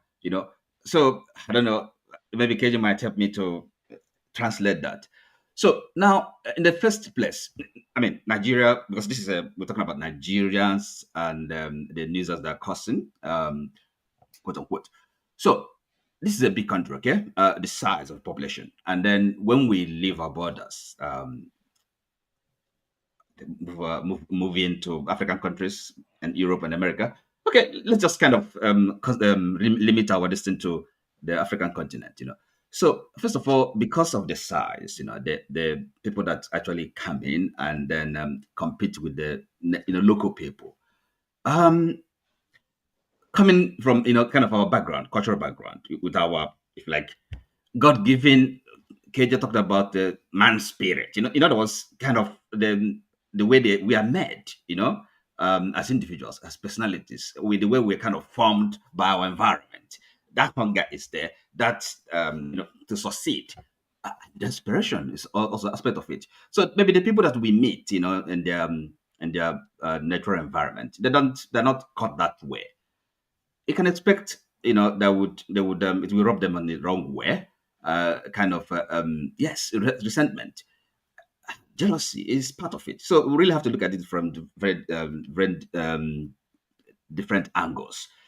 And also, we cannot deny that, on our part, part of Nigerians, that arrogance that also can, if like, provoke the resentment. There's a fine line between arrogance and confidence. So Michael was kind of, saying that there's no issue of arrogance. I think there is. This show off again, it's a kind of a mentality thing. So we as a people, can learn to be a bit more sensitive.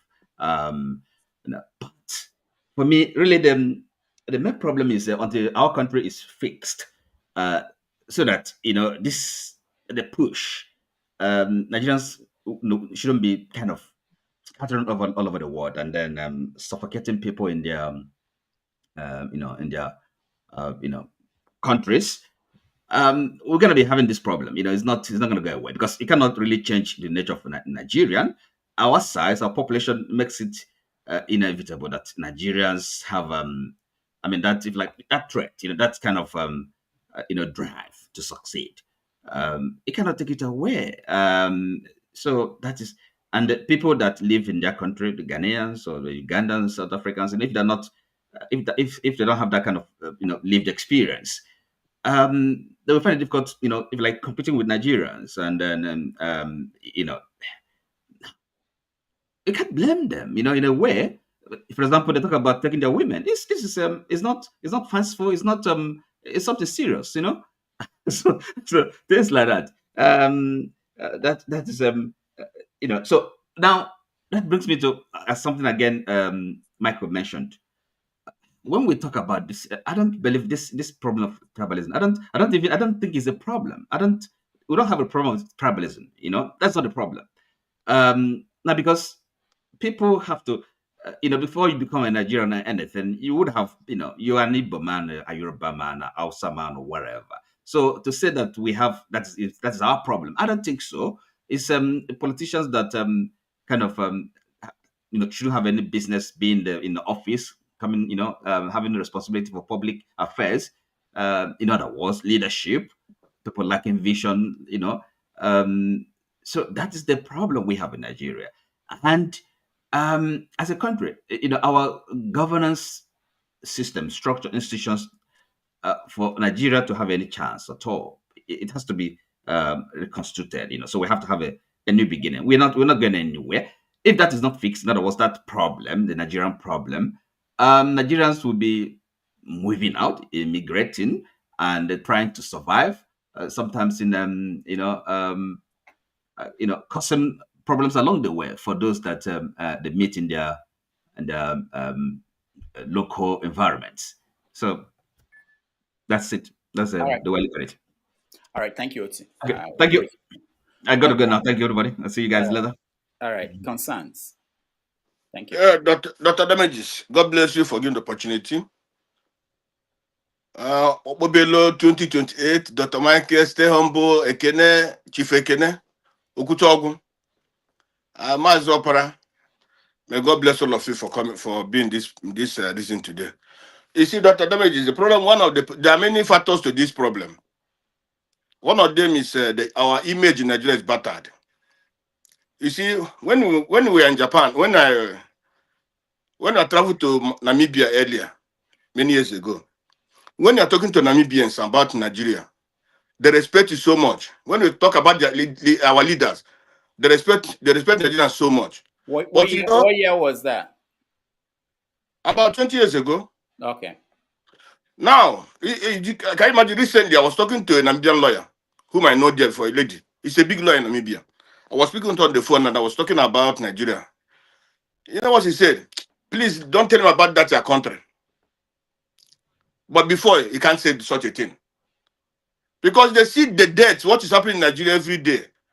So it gives them concern, you know. What these people that come here, they tell us their people don't rape, their people can't beat a woman, their people, because in Namibia, their men beat their women so much, they kill them anyhow. But we tell them this cannot happen in Nigeria. You see, there are a lot of, many things happening there at that time. So we tell them this can't happen in Nigeria. Well, quite all right, there was no corruption. The corruption there is limited. They don't have that corruption that you are, but it's not about the what I'm talking about. So when you look at those kind of things, you see that the people, because of this social media, the people are here knowing what is happening in Nigeria. All the place we are keeping so hype, and now it's not. They get it as nothing, as a zoo. In terms of crime, let's say the Nigerians are not all that doing criminal things in abroad more than other places. In Namibia, you see the Congolese. They are the most people that, but you see those things, they don't even shout at them. Okay, for example, in Japan, when we were in Japan, when I traveled to Japan, when I lived in Japan, people who were into criminality so much are the Iranians and the Chinese. But nobody goes up against the Japanese. Don't go up against them. They don't. But you see, in Africa, like Ekene said, black man is a problem to the world. And black people hate black people so much. That's why all these things are happening in Africa. They will come to take people will come to take our women. Like in Sadek, even in this area, even in Ghana now. Their main problem of these people, some of them that are poor, their main problem is their women. We have the money to take their women. We come here with nothing. All of you come here with nothing, but today you are rich. Our women cannot even respect us again. You are taking our women. That is mostly the problem of this area. This, or like in Africa. Their problem is the problem of, because our people struggle so much. Our people work so hard to get the money. They work so hard to make that money. In these areas like Botswana, Kenya, Uganda, all these places, my brother, they don't work hard. Their men don't work hard. They're very lazy. They don't know anything about business. They don't know anything about commerce. Honestly speaking, I'm telling you. So when they see Nigerians working hard, and then their women will love Nigerians, that's the problem. Even in South Africa, that's their main problem. You people come here with nothing, but now people are taking a woman. People think that you are what you are what That is the main problem of this. Look at Germany. Look at here in America. Look at in Britain. Where do you see British or this talking about all these things? It's only in Africa. So the problem we are having, the problem of all this is about the black race. The black race, they hate people from mostly Nigeria because they believe that they are successful. When they come to their country, they are successful. Because of that success, their women are going to them. So that is what we do. Because their people, upon all their, okay, in Namibia, they have social security. In Namibia, if you're a man, if you start working for 2 or 3 years now, you can buy a house. They have all these opportunities. They have opportunity to buy a house, to be on their own. They have money. They even give them loan. There was a time they were giving them loan to start a business. If you draw a plan, a decent plan, they give you loan to start a business. But all these things, when they get that loan, they use it on women. They use it on drinking. But Nigerians, they don't do that. They use their own to be successful. But these people don't. So that is the problem. The problem of one, jealousy. You see, that's the main contributing problem of this. Jealousy, you take a woman, you do this, you do that, the foreigners are coming here, they drive big cars, they drive nice cars, they come without nothing. When we met them, they already come with nothing. But today, they're this and they're that.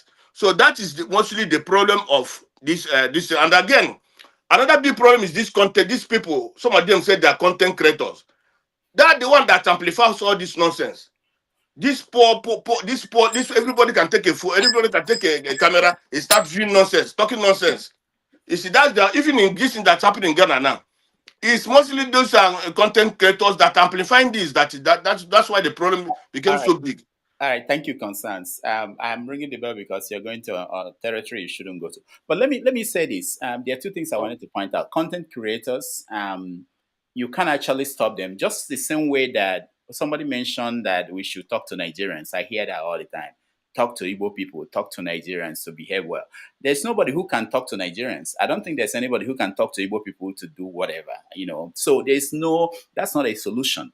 But you can hold a content creator that is fomenting trouble. You can hold them Problem, yeah. accountable for what they are saying. Like, for example, the one that happened in Ghana recently, it came from a content creator that was sponsored by a Fulani political terrorist in the name of Dr. Hassan Ayeriga. He's a Fulani political terrorist in Ghana. He sponsored this content creator to push that negative false narrative against the Indigo, right? And this fomented this problem. And then the same content creator was scrutinized. I mean, some other concerned Ghanaians that did not support what the content creator did were like, just about 50 minutes of posting that video, that content creator gained about 600 followers. So you know why See that? I said that So they should be held accountable for falsehood, for creating false narrative against yeah, I got your point. people. Anybody can sue anybody and challenge anything in court. The same way, when you say content creator, the issue with that is that everybody's a content creator. You just created something now by what you just said, by saying that the guy is a terrorist, Fulani, blah, blah, blah. You created a content. I can defend it. No, I know you can defend you. I know you may be able to defend it, but what I'm saying is that you can't actually control content. You know this year. You don't need to defend. Don't worry. It's not that there is a company, a business, there is a business where you sign up and become one. By just saying what you just said, you have created something that somebody can take on and it will get its own life. So that's, again, it's not a solution. Otherwise, you shut down everything. That's the only way. You can be like North Korea, where nobody can produce anything and challenge anything. All right. We have to, as CM, we have to take a break.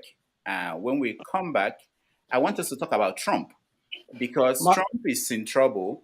Mazi, I thought you spoke on this topic. No, I've not spoken. Honestly. But I will be very brief. Okay. What's go our ahead. business with Trump? Yeah, I was seeing CM wants to know what's his business with I've been listening. I'll be very brief. Yeah. Charity begins at home. Kene is gone. Wait. Hold on. Kene, I actually wanted you to be part of the Trump conversation. You ran away. Okay, go ahead. Mazi, keep going. Okay. What I'm trying to, because charity begins at home. Yeah. You see, even a fellow Nigerian telling his own Nigerian, you came here on rubber slippers or rubber sandals, plastic bag, and now you have made money. You are doing like this, even in Nigeria. When I was living in the north, I mean, called northern Nigeria, an Hausa man would tell you, "Kazo nan, kai kudi, kana ke kudin ka a garin ku ne." You come here, you made money, and you are taking it to your place. This is what an Hausa, if your fellow Nigerian, is telling you. So the issue Ekene said is right. Black people, we have issues. We are too inferior.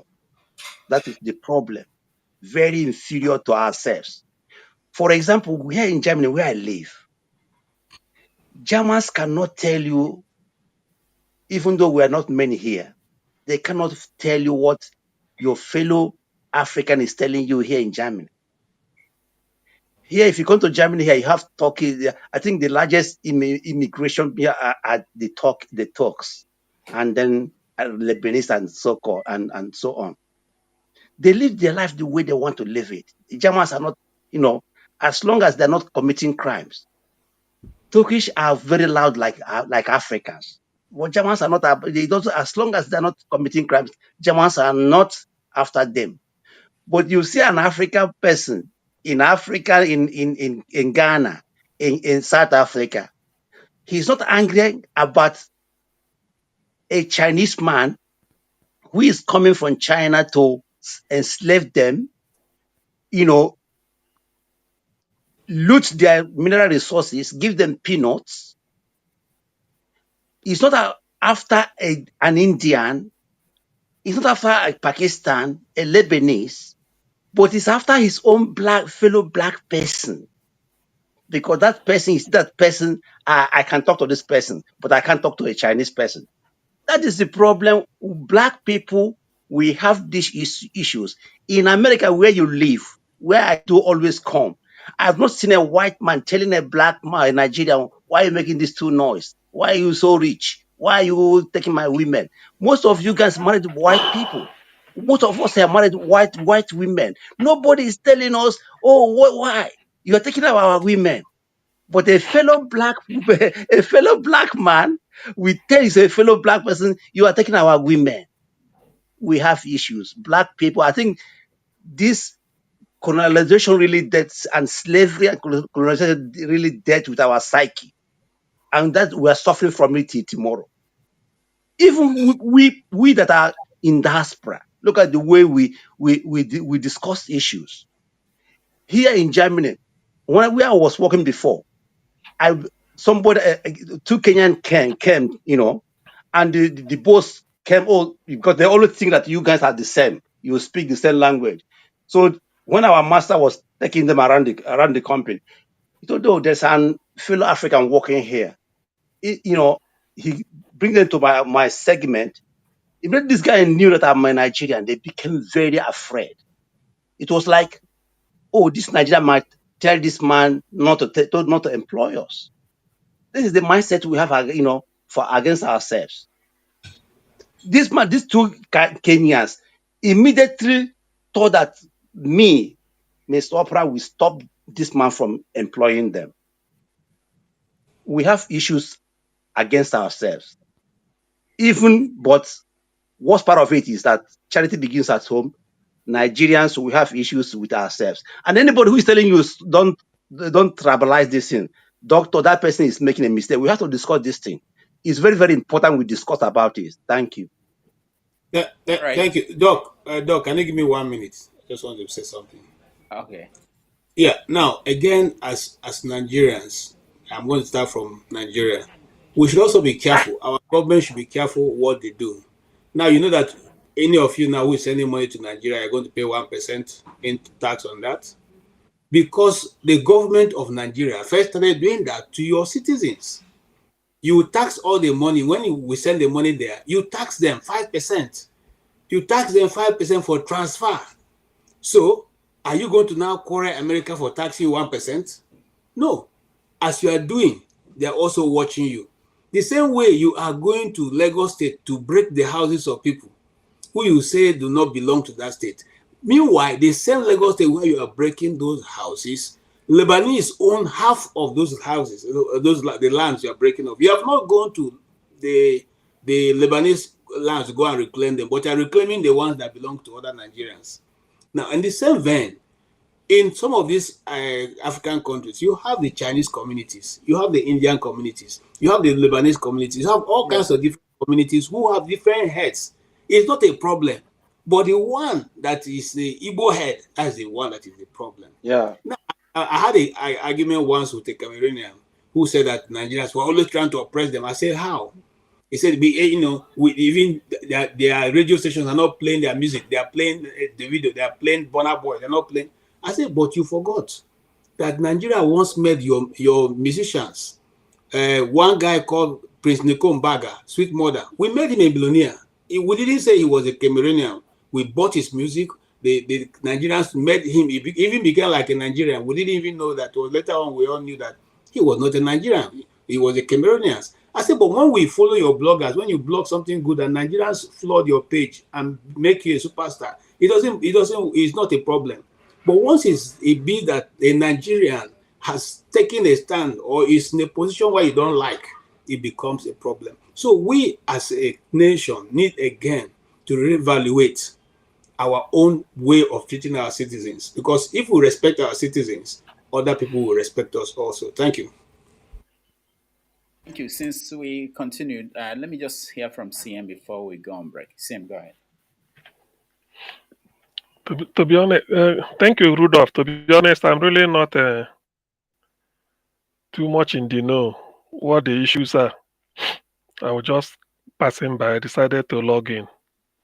I thought we were CM, going to why are have you a. late today? CM, why are you late? What happened? You overslept or what did they I happen? cannot be coming early every time now. Sometimes it's good to be late. CM, let me ask you. When I was in the UK, there was this perception of Nigerians as if they were singled out. I'm talking about the 90s.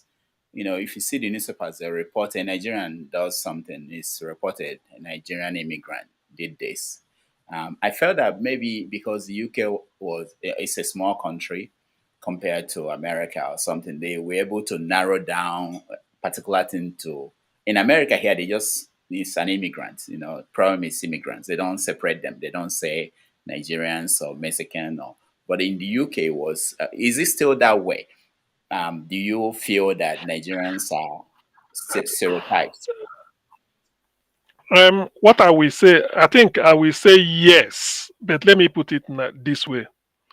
In 2016, they held this referendum, Brexit, June 26th, 2016. I think it was a Thursday.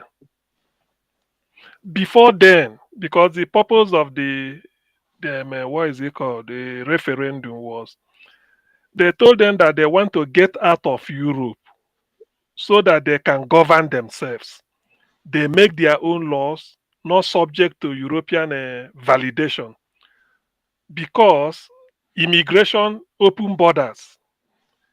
They had this feeling that when they are giving people citizenship, they will ask you bring your country of origin, you know, where you came from before you are seeking British citizenship. The person will present a Romanian passport, Romania, but the accent, everything is Nigerian. Why? Nigerians know that there's no job in Romania, but their women are like they are willing to follow you. And Romania is part of EU, so free movement. A Nigerian will leave Nigeria, go and have an in-law in Romania, then land in UK, automatic. So when he comes, he will come in with Romanian passport, but he's a Nigerian. So the British people felt that you can't. The only way to do it is that let them get out, so that because if you tell Romania to stop giving Nigerians citizenship, they won't listen to you. So Romania will give you because they know there's no job. So if you want their women, you take a woman in Romania in a nightclub. Tomorrow you go and do wedding in a court. The other day you apply for a passport, you get it. 2-3 months, you are back in UK. You start working as a European citizen. So what they do was to do that referendum. And in doing that referendum, they want to get out. Now, they had an opinion poll in one of the papers they call Metro. They sell it in buses and everywhere, Metro. They say had opinion poll that which country do you not want to see in migrating to Britain? Because before now they want to make the immigration law. Number one, Pakistan. Number two, Nigeria. These two, I think it's like 80-90% said number one, Pakistanis, number two, Nigerians.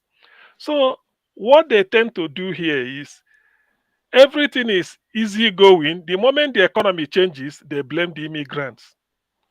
They will always say you take their job. I remember they interviewed one chap. He said they come here, they take our job. Look at this, I can't get a job. They said, okay, what certificate do you have? He said, what type of certificate? They said, have you got GCSE? That is a school living certificate. No.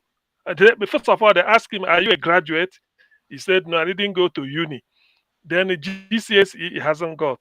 He said, then what have you got? Do you have a criminal record? He said, yes, I've spent some time in prison, but that doesn't mean, you see, these are the type of things you hear. So the thing is here. But why is it that they do their own in a more civilized way? Because if you make it in the UK, you are not expected to go and live, or if you are middle class, you are not expected. They even tell you that you remember your skin color.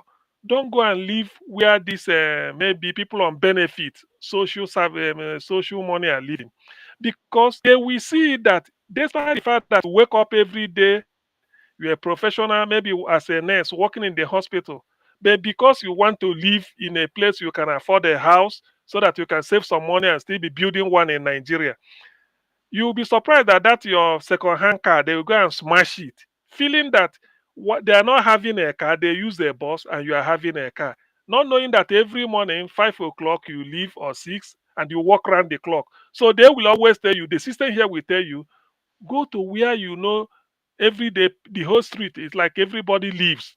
And before you know, this person is walking here, walking, forget about everything. So it is here. And if you go to those people, if they see you on the street, they see your supermarket, your shopping trolley is filled up, that is another problem. So it is here, but they do it in a more civilized way. They can't come and they attack you openly because they know the law. They know what the law will deal with them. And do dare not mention racism in UK. If you can prove it, the person is in trouble. They don't take it lying low, because it will cost the member of parliament his seat. The MP, if you report to MP, you have a racial attack, he will come down from London, delegate somebody, they must investigate it. There must be effort in the paper that he's investigating, just to tell the people that he's against it so that he can win his re-election. But the fact is, you dare not mention it. If you dare try it, then you, I mean, there was time they threatened them. If you insult people racially and you're on benefit, they will seize your benefit. They will stop paying you, because it is those people that are working and paying tax. They use their tax to feed you. So you see, that is the way it is. But you can't avoid it. Only that you will help yourself by not sort of living in their midst, but they do it in a very civilized way. And when they mean immigrants, they don't want to know whether you are Nigerian Yoruba or Nigerian Igbo or Nigerian Ghanaian. Everything is black, is the same mother, the same father. So that's what they feel. So that is the situation in UK. They are civilized anyway, but beyond that level of racism, it's still endemic. All right. Thank you so much, CM. Let me conclude by saying this. I think the issue of what immigrants, whether it's in Africa or in the West, what they do and how to deal with them, I think it becomes more serious in African countries because of lack of law and order. I think most people feel that because we don't trust our legal system to hold people who are criminals accountable. So it's safer, is the best. The only thing we can do is to blame all of them for what is going on. I think that's what's going on. I think for the Nigerian, I think maybe what we should do is what the Americans were able to achieve after the Second World War, which was to show that the America gave the rest of the European nations and the rest of the world a big gap.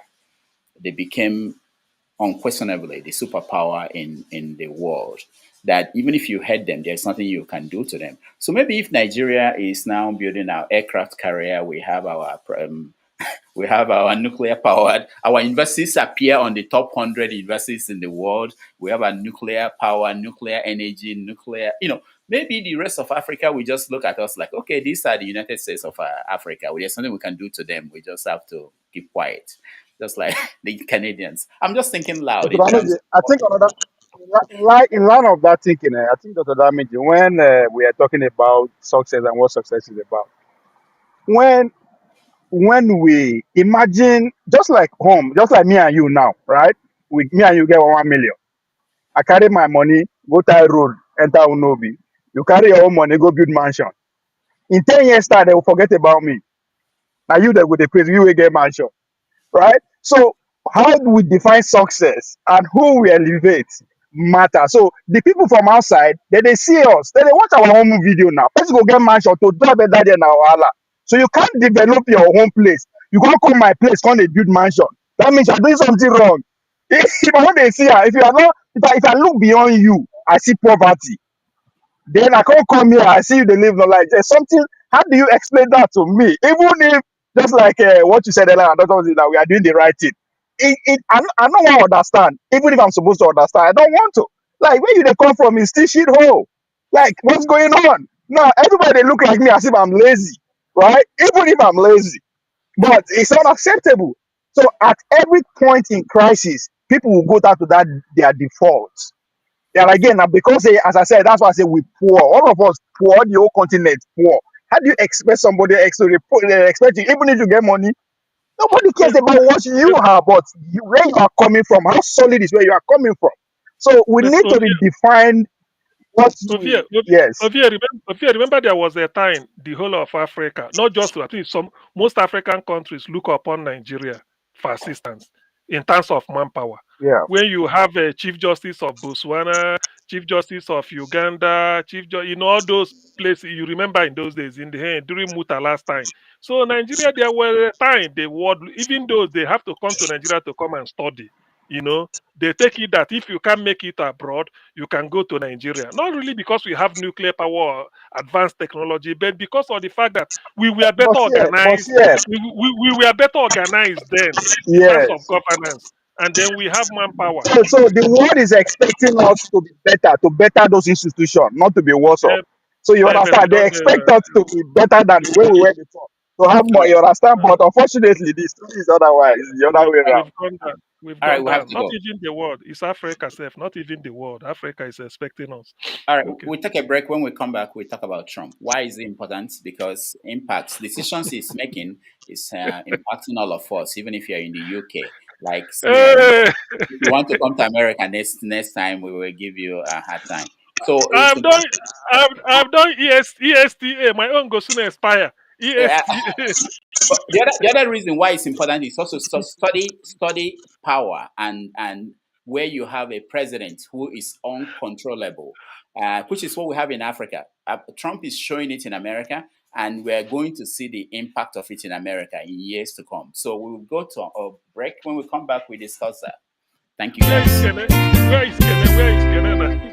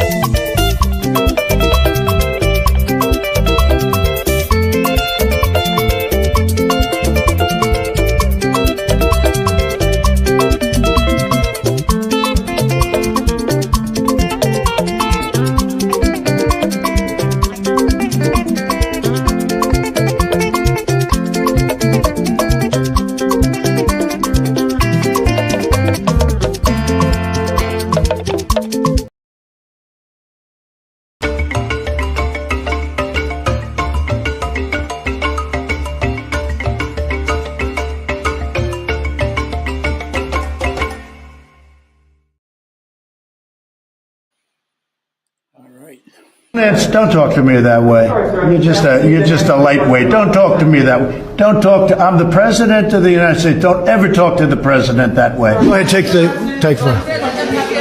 Well, I'll give you voters. I will give you voter suppression. You just have to sit down, please. Sit down. I didn't call you. I didn't call you. I didn't call you. Okay, question? Yeah, go ahead. Sure. She's shocked that I picked her. No. It's like in a state of shock. I'm not thinking, Mr. That's President. okay. I know you're not thinking. You never do. I'm sorry? No, go ahead. Go ahead. How many cases were in the United States when I did my ban? How many people had died in the United States? So do you acknowledge that you didn't think Keep your voice down, please. Keep your voice down. Do you want him to rein in Robert Mueller? What a stupid question that is. What a stupid question.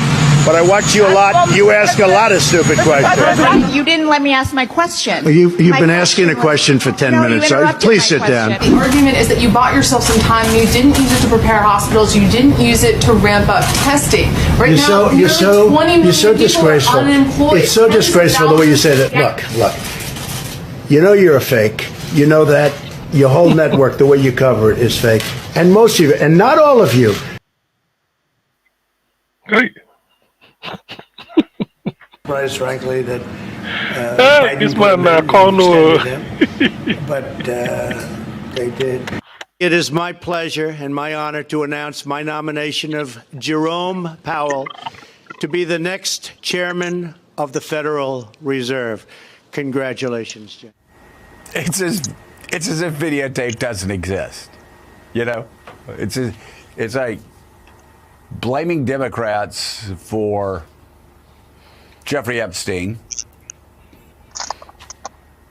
blaming Joe Biden for Jerome Powell, Donald Trump supporters blaming Merrick Garland for bringing the case against Jeffrey Epstein. And again, it's just kind of like we can't do the whole let's go to tape. So anyway, it's fascinating, Mika, what's happening now with Jerome Powell. There was talk, a lot of talk about him possibly being fired, and certainly letters being written to push for the firing. The markets very quickly reacted to that news, and at least for yesterday, there was a big veto from the markets and also from people who run the economy and a lot of Republican senators. All right, guys, welcome back. Thank you for hanging in here. We have about 45 minutes to round up this segment, and I think KJ will do after show. And I woke up early this morning, I saw trending Obama to be arrested. And so it happened that the director of the National Intelligence here in America she wants to deal with people under Obama who were the people that investigated Russian involvement in the U.S. election 2016. And somehow it was I don't know who interpreted it to mean that Obama was going to be arrested. And Republicans went on social media saying, of course, why not? If they did that to Trump, why should Obama not be arrested? Who is he? So I want to, it's not even up to 6 months. I think. I'm not sure if it's 6 months now. People are exhausted. People don't know how they will be surviving in another 3.5 years. I want to hear from people who supported Trump, even those who did not support Trump, how they feel now, because there were issues that were being pointed out, especially the issue of Jeffrey Epstein, that already Trump is in trouble even with his base. I want us to talk about it because this issue of transparency, which is a major one in Africa, accountability, official secrets. I'll give you the baseline, what I understand. Okay, there was a file everybody, people like, if you live in America, most people here, you have FBI files. If you don't have, if you want to get your own, you can actually write and say, give me my file. They will give you your file. So there was a file put together for Jeffrey Epstein about what he did and how he was tried and everything. And Trump and his people, including the vice president, even the FBI director, current one, promised that they will make it public once they get there. And they got there, they kept saying that, I can play the videos where they were saying, oh, we have it, we are going through it, we're going to make it public. Now, make it public. They said, no, there's nothing there. There is no list there. You don't need anything. So the point is, we have videos and pictures of Trump with Jeffrey hanging out, So they were friends. It's not being denied. Trump now wants to tell everybody that, oh, this is an old story, boring story. Why are people paying attention to this? The problem is this. He knows that other people know what's in the file. What is it? They can't change it. If they can change it, they will. If they can change it and release it, they will do that. But they cannot, because they know other people already know what's in there. If they put out something that is not there, somebody will break whatever secrets and say this is not what is there, because I've seen it. And the Wall Street Journal, this is a Republican-leaning newspaper, published something. They claim this in the file, and Trump is suing them for $10 billion. Okay. So in light of all these things, I want us to discuss, because when we talk about Africa, remember when Africa started after independence, most African countries were not as bad as they are now. They started following the norms, the tradition left behind by whoever governed them. But gradually, you'll find you don't wake up one day and become a dictatorship or tyranny. It's a gradual process. So America has started its own decline into into what African countries became today. So I want to hear what people think about the whole controversies, how Trump has been doing.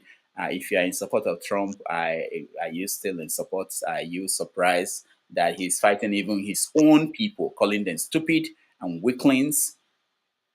Let me start with where is Kene? I wanted to start with Kene, but after all my introduction, Kene is not here. All right, let me start with you, KJ, the man on my right.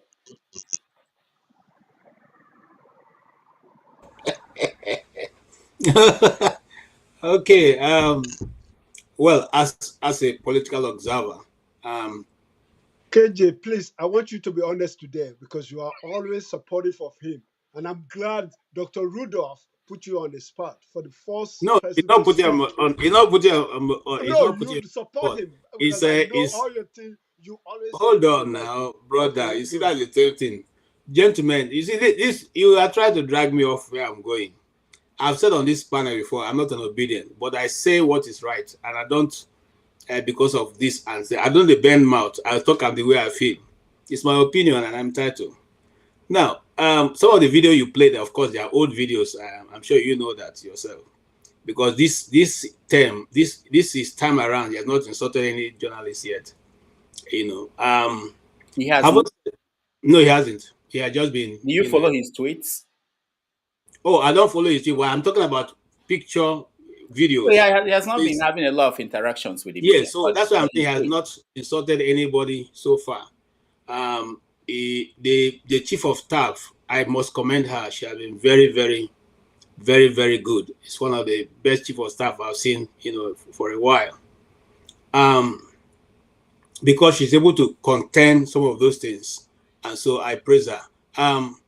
Yes, you see, the truth is that sometimes it's not good for us to open our mouth too wide, especially if you don't know what the other person have in his arsenal, And this thing now is no longer a secret, because Elon Musk has threatened that he has all what is available there, and in due time he's going to release it. Whether that is true or not, it has become what is going to determine the coming elections, how they go about this. But there is a fresh move which was initiated 2 days ago to try to get some of those actions and those informations out. Whether that will suffice or not, I don't know. So people like Tucker Carlson, and Joe Rogan and Margaret Taylor, Taylor Green. I'm just calling some of his staunch supporters who are not in support of his stand on that. However, I listened to Professor Josue, is it Josue or what? The professor who is the lawyer to um, Jeffrey, whatever his name Bro, is. Dershowitz? Yes, the lawyer, the lawyer emeritus, who is his lawyer, who was the lawyer of the Alan Joshua. yes. Joshua. Now he was saying, for all he knows, there is no list. But whether there are people who were his clients, yes, but there's nothing like a book that's where people's names are written out and all that. So if anybody is looking at it from that point, the person will be making a mistake. But obviously, as a businessman, he had people who come and go, and which some of those people can be identified. And because the man over the years have been I won't say he has been, because not even a Trump supporter, but I would say he has been on the fair side.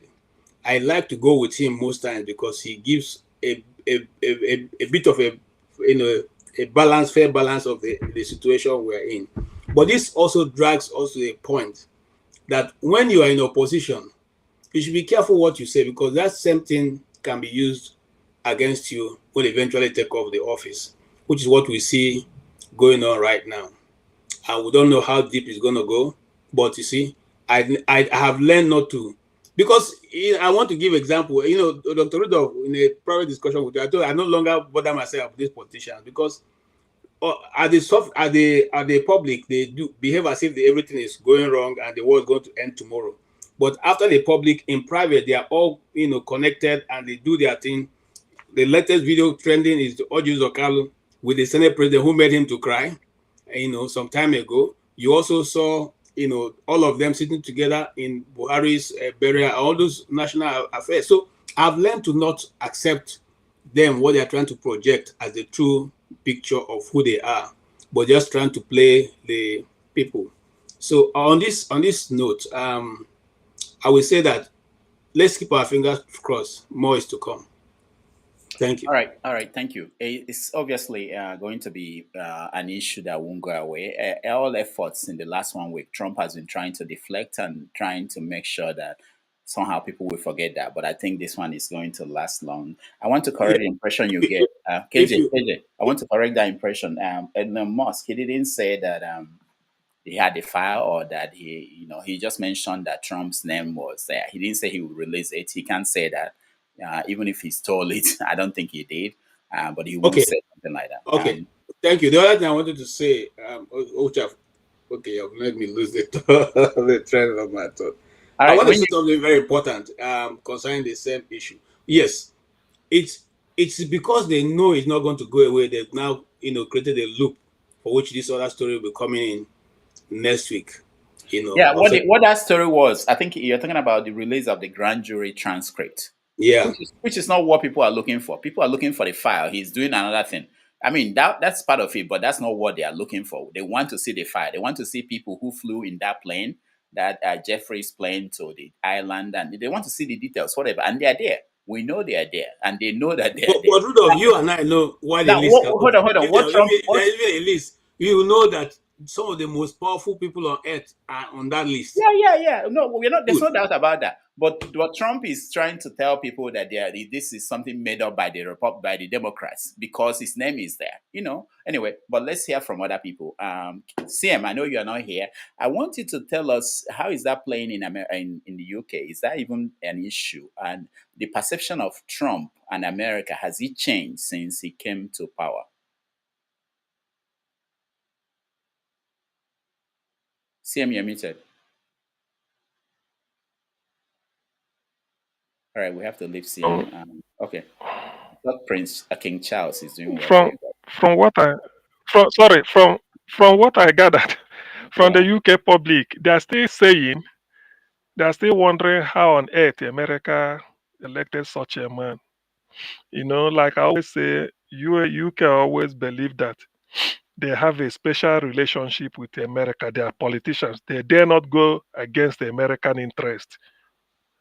If you go against the American interest, it might end that government being voted out because they will tell you they know. I mean, for whatever reason, although one of the ambassadors have to Washington, former Sir Christopher either Greenstock or so, once tell them that the country, if any country should have a special relationship with America, it's Israel, not UK.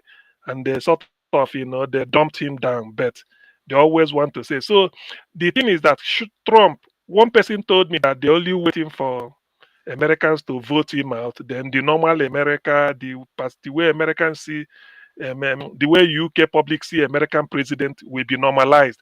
They felt the man, first of all, is too brash and arrogant. Say it's not befitting to be a leader like that. And secondly, maybe some of the internal policies, like all these things going the way they perceive Trump. I know Trump is like, just use New York, your state. The way New Yorkers look to Trump might be the way the UK public, perceive him, because they feel that he's not fit to be the president of America. To be honest with you, that is the way they felt that the Americans made a mistake, but they are willing to put up with it, because I was telling somebody, sir, I used to travel there, but I'm really no longer keen. Let this man get out of power. I don't know why he was elected. Later he started laughing, British diplomacy, but you never know who was talking to. So I feel that I will say they're not giving him 50% pass. Make sure they felt that it's a mistake. He shouldn't have been American president. That is just the thing. So whatever policy Trump come up with, and with all this scandal, if he's here, they would have moved.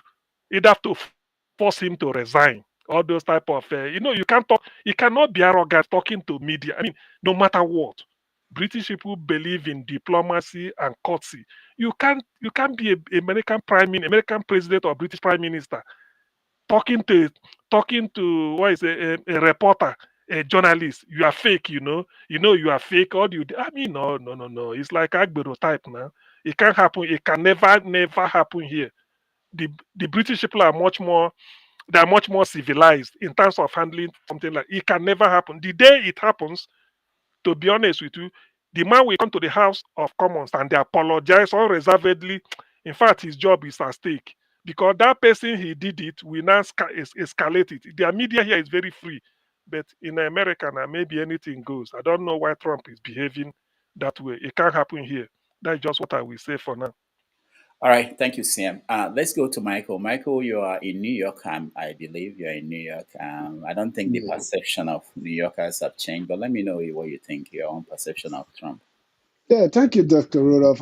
Really, it has not changed. And I've known, like you say, I've lived in New York. I've known the man very long. And I've known his charismatics, his attitude, his way he carried on to the present time, to this moment. For me, I'm not shocked and surprised of whatever is going on. But as a concerned citizen, the outcome is just what I'm concerned about. Because if you look at the way the tariff situation with the Euro, with the Canada, with the Mexico, with the Chinese and everything, it's just too much. Sometimes you just go like your head is just spinning about what is going on. So I'm just like a person wishing to ground myself, to not allow to absorb anything about the news, because I'll be honest with you, my fellow Nigerians, my fellow human being here on the panel, because of him, I don't listen to the news no more. I don't. Because I'm just tired of the cycle of negativities and all that. I mean, like you say, this is our president. That's who we choose. We got to have to deal with it. How many years God gave him to rule America? Yes, let it go on. But as I'm concerned, I'm just seeing the outcome of every law that he signed, everything that he signed, the effect of it, the ramification of it is going to affect America in a long, long, long way to come. Because you see who he put it in the Supreme Court. I don't care whose president is coming next. They ain't going to change. Like Americans say, they ain't going to change. They're not going to change the law. So they're there for a purpose. So that's what it is. And whatever, I mean, you guys can see what is going on in the world. Sometimes it's just bad for me. We have the Israel, we have the Ukraine, you have the Russia, and even for the fact that now there's a pushback, there's a wake up in the world that America cannot be the big brother of the world no more. The BRICS, folks, the BRICS are coming in a big way. And if they succeed to beat dollars, hey, that's to me, I don't know what it's going to be, because if dollars is not what do you call it, the common denomination for the transaction of a kind of a business. So guys, for me, it's like I always said, American is a great country and I wish America, because I live here. So whatever happens is going to affect me. So that's my prayer, that I pray for him, and I'm just hoping for the best out of all circumstances, or either negative or positive, that's going to come out. Thank you, guys. All right, thank you. I'll give everyone 3 minutes so you prepare your thoughts within that frame, so that we can finish this. Can I, maybe, if you guys don't mind, can I just to be nice to him, not because he's important, but because he's going somewhere. I don't want him to wait until everybody will get to. So let's get to him. Can I go ahead? What's your Thank thought you. take on Trump? My perception about Trump, right? He has been in office for But 3 years, I think. 3 years, right? Or 2 years. less than So far, Any anything for us. okay. Anything for us from Trump. About Yeah, Where 6 is minutes, just the can I? yeah. So far, if I had my support for Trump 100% initially, today it has increased yes. to 120%. Huh? And the Huh? reason being that, yes, the reason being that I've seen a man who has emerged the president of this country to cleanse and to wash away the sins of the Democrats, how they have continually polluted this country, and Trump is washing it away slowly. Have you forgotten that this man has succeeded too many trials and tribulations from Democrats, and the current one obviously is going to survive it as well.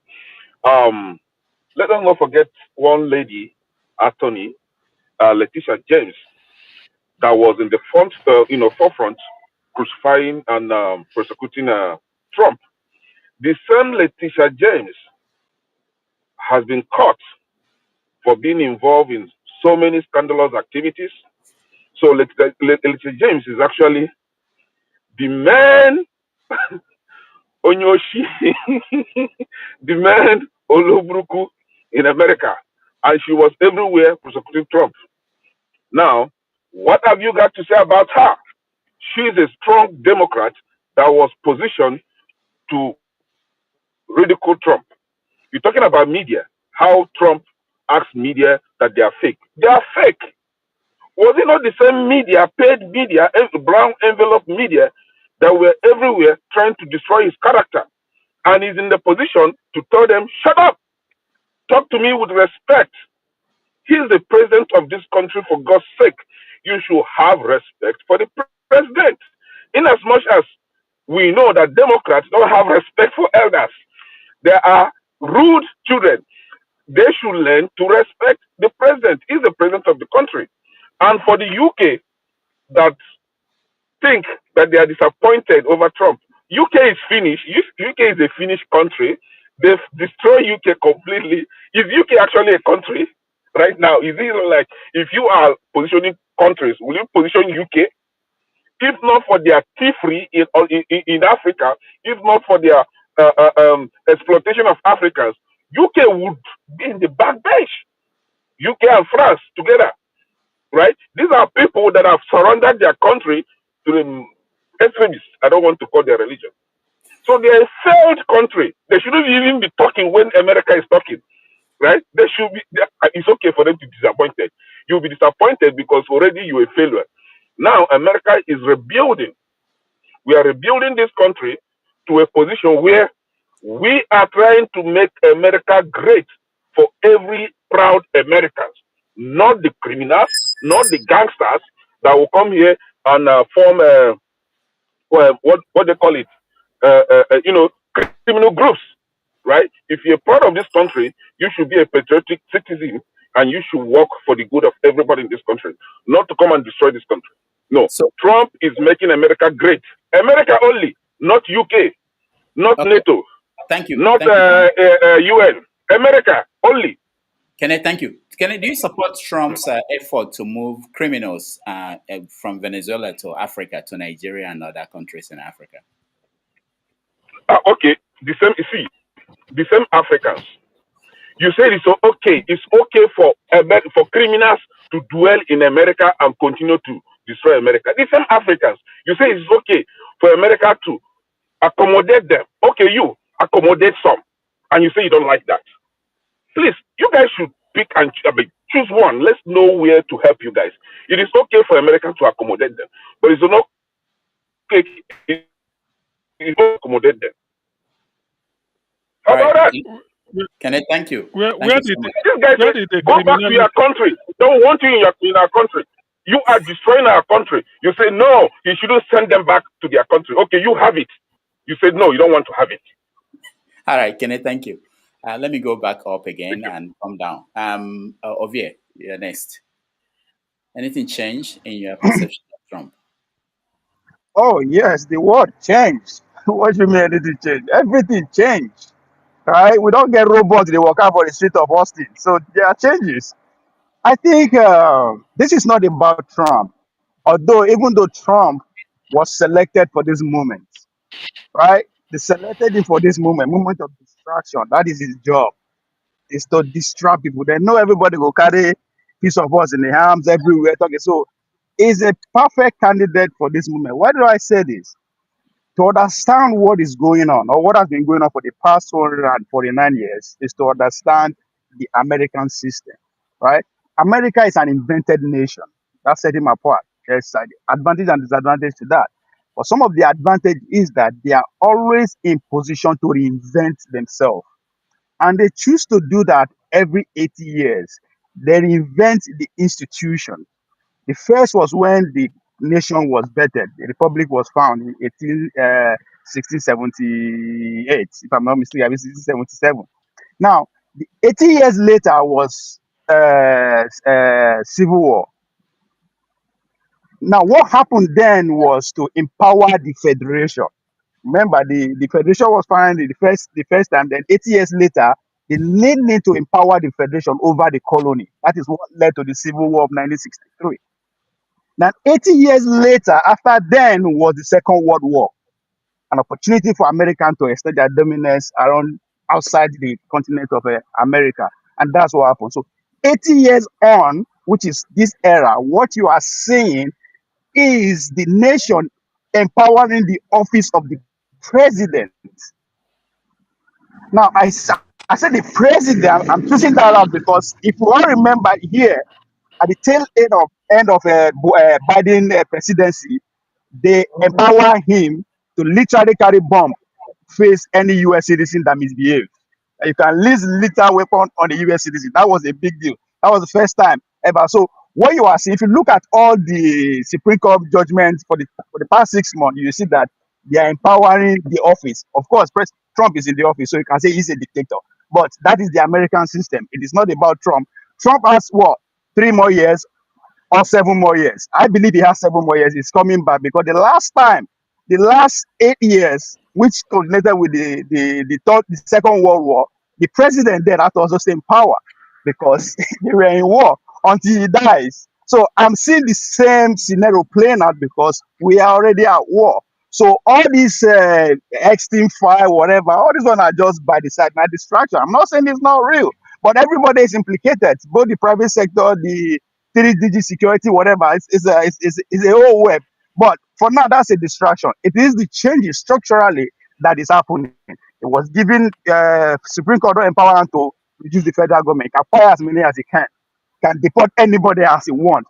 Those are new. Those are the empowerment of the office of president. So for the next 10 years, after him, the next president is going to continue. It depends on how far the war goes. But yes, Trump will be remembered as as a destructive president. But the next person that is coming, we be see now he will come actually usher into that golden age that Prince is preaching about. So it is an invented nation. So they have cyclical change every 80 years to change their institution. That's what you see is happening. So it has nothing to do with Trump. Trump is here or not, change has to take place. The world has to move to another realm entirely, and that's what they are We, doing. we All right, comment, please. thank you, Ovie. Let me go to Jide. Jide, I know you know a little bit of history.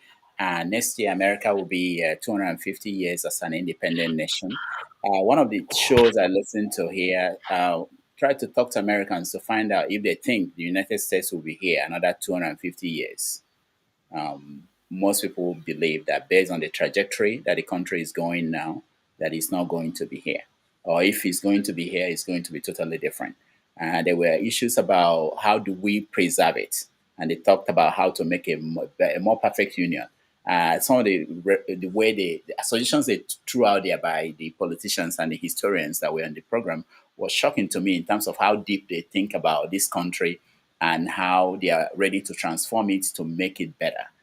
We have not even gotten to the point where they are. They are talking about how to save it, make sure that it will be here for another 250 years. All right, what do you think about Trump, how far he's done, and what you project will happen in the next 3.5 years? Thank you so much, Dr. Damages.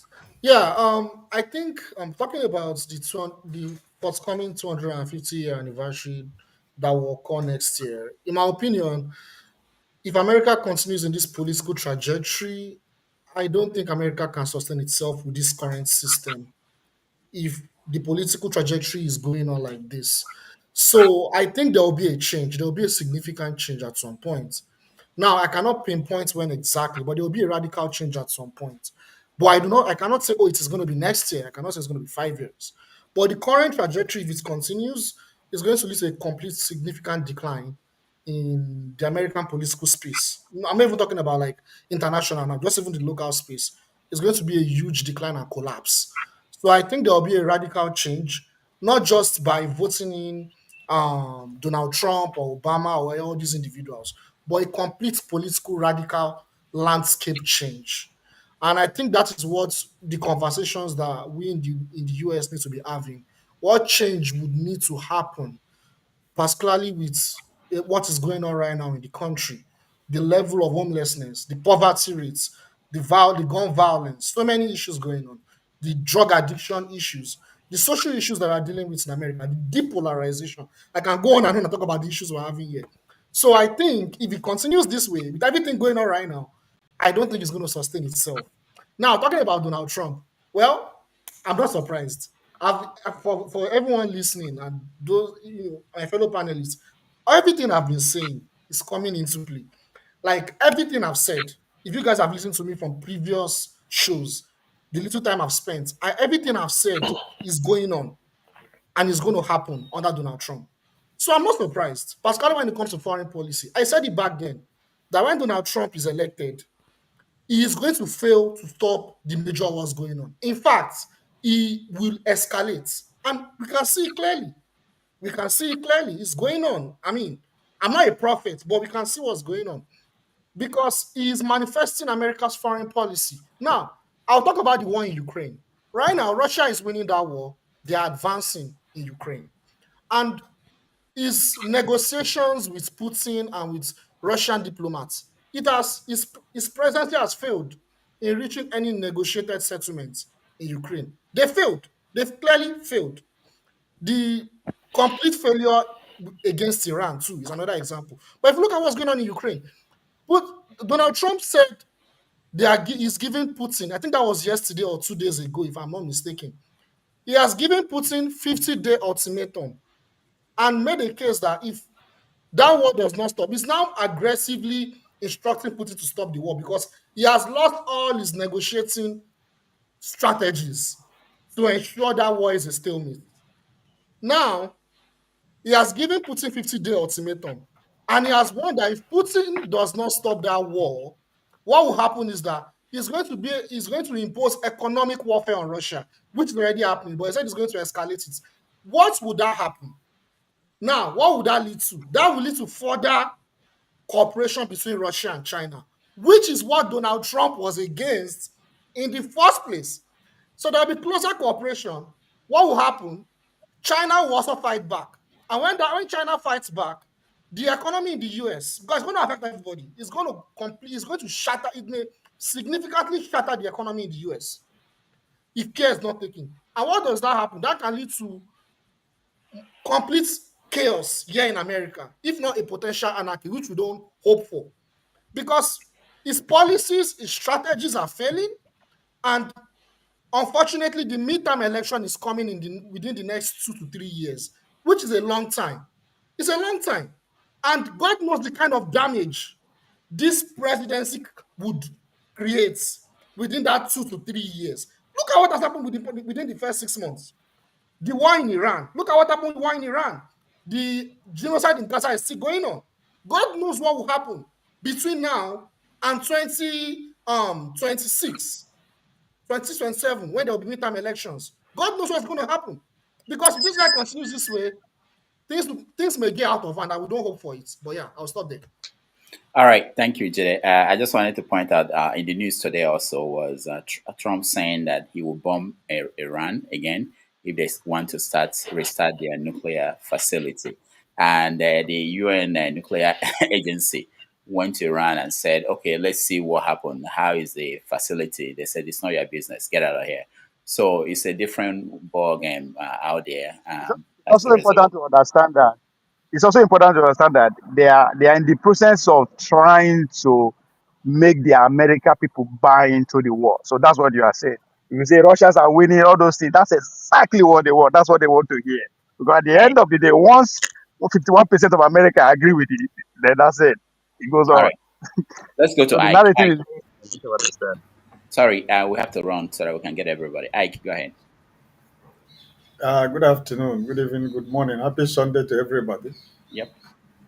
I think the government of America favor Ovio, my brother, and KJ and Kenneth. So if it is okay with them, why am I to complain? I live in the Caribbean. So I've always said that you people carry your cross. Is what you want. What you ask is what you got. So I really, Trump is a man of deflection. He keeps deflecting every day. He didn't start today. For over more than 20 years, I've been deflecting.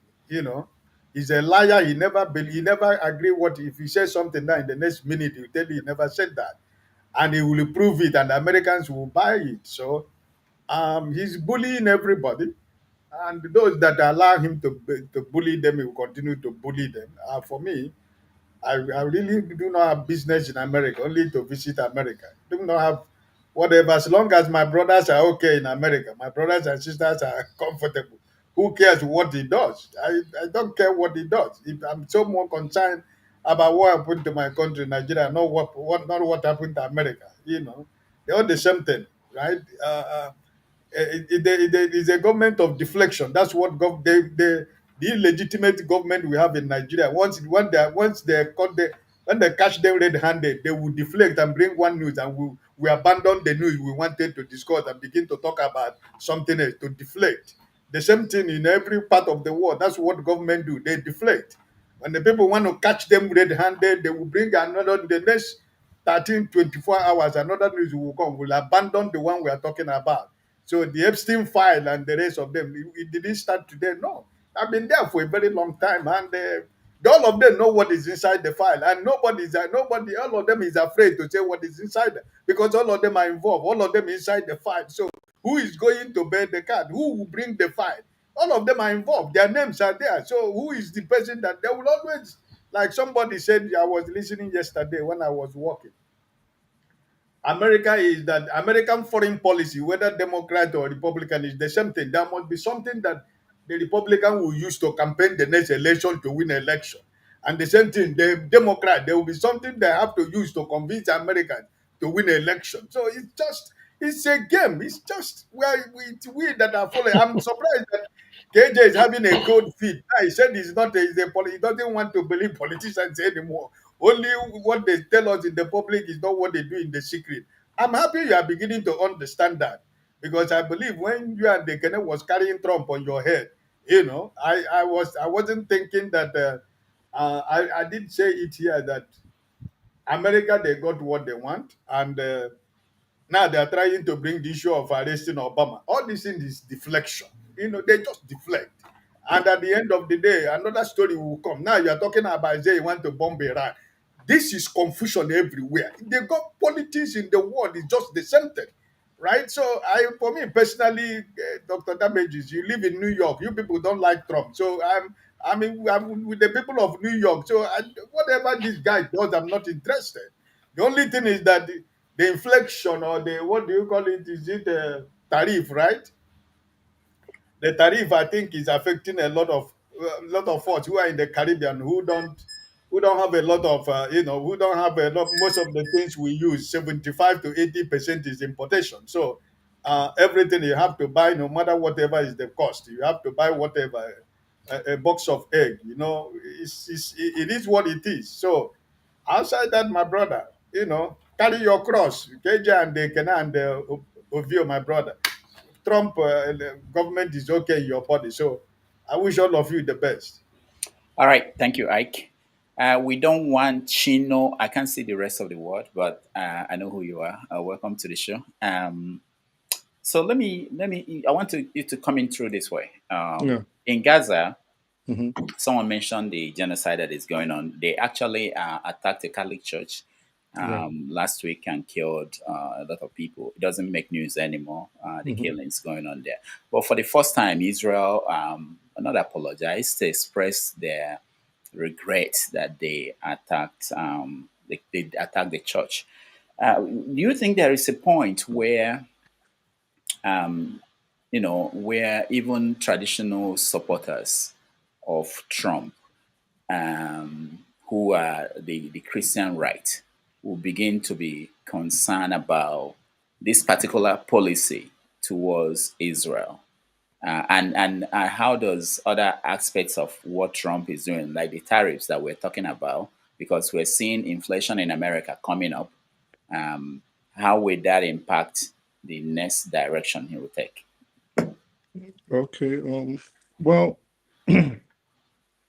personally, I think that at some point the tide is going to turn. It's inevitable. You see every skirmish America's ever been in, even if it was Vietnam. You read about the archives and you talk to veterans, and you see at some point, always follows the same trajectory. Ordinary people start complaining, and the students start complaining. Then there's a backlash on the students, and then the support base also starts eroding, meaning the government in charge's support base starts eroding, and they eventually turn on them. And this is what I think is going to happen to the MAGA base. It already is happening. So the evangelicals at this point are still at a space where they are burying their heads in the sand. You see, at least we've even seen two tonight, KJ and Kenny. They still burying their heads in the sand, not understanding that the tide is turning. Now, with regards to Gaza, I think what's going to happen eventually is the world, as being pushed by Spain and being pushed by countries like Chile, and to a smaller extent, Italy. Ireland is at the forefront of this that I'm about to mention, are now seeking to defund Israel, meaning they don't want to send arms to them anymore. They want to impose bans on their goods, and they want to impose travel restrictions. As we all know, Netanyahu, Gervit, and the rest of them are already been indicted in the ICC. But the place that's going to make a lasting impression and a lasting change is when it happens in the United States. And it can only happen in the United States with the release of the Epstein files. When I first came on this channel, I kept talking about it. There's actually someone on the panel now that I would talk about it and they would downplay it, obviously, because they didn't even understand what it was. They would say IPAC does not exist. APAC, Epstein files is nothing. But as we know now, the world is saying we need the Epstein files. And why is it necessary that we see what is in the Epstein files? the United States Congress is compromised. The United States government is compromised. The moment the Epstein files are released, the hold, and this is what we assume, the hold that Mossad, which is the intelligence agency we believe gathered these files, the hold they have on the United States government will cease to exist. The hold whereby American congressmen will go into Congress and instead of swearing allegiance to the United States of America first, they swear allegiance to Israel. There have been two, if we count the one in North Carolina, there have been at least 3 natural disasters now in the United States, including one in Texas, where the people, the ordinary American citizens, are begging for funds to rehabilitate their communities. They can't get this money. Instead, what are senators like Ted Cruz doing?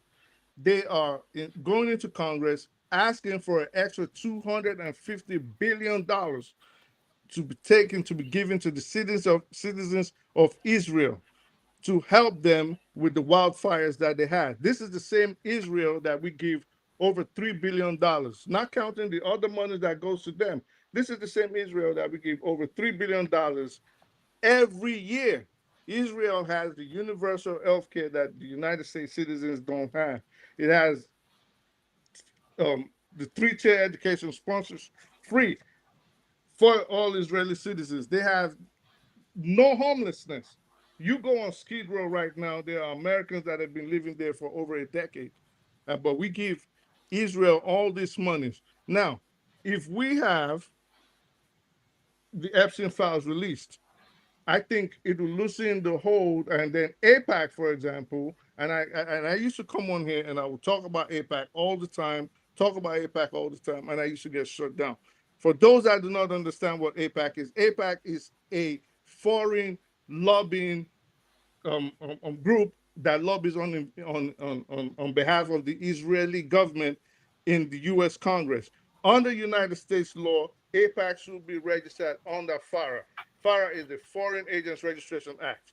They should be registered under FARA. They are the only international group in the United States today that don't register under FARA.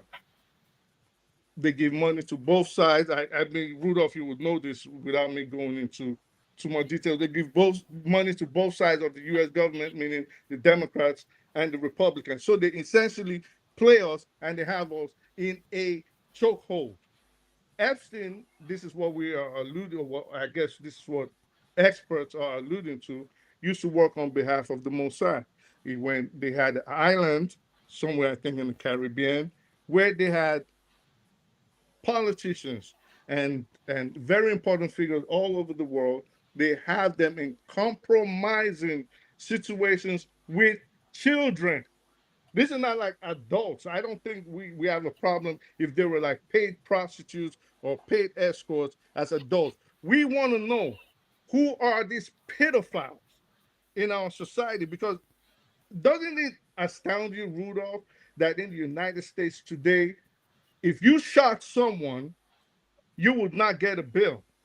You would go to prison for a long time. But child predators and child molesters and sexual deviants easily get off like this. And for a long time, most people in the United States said it is because the people in government are compromised.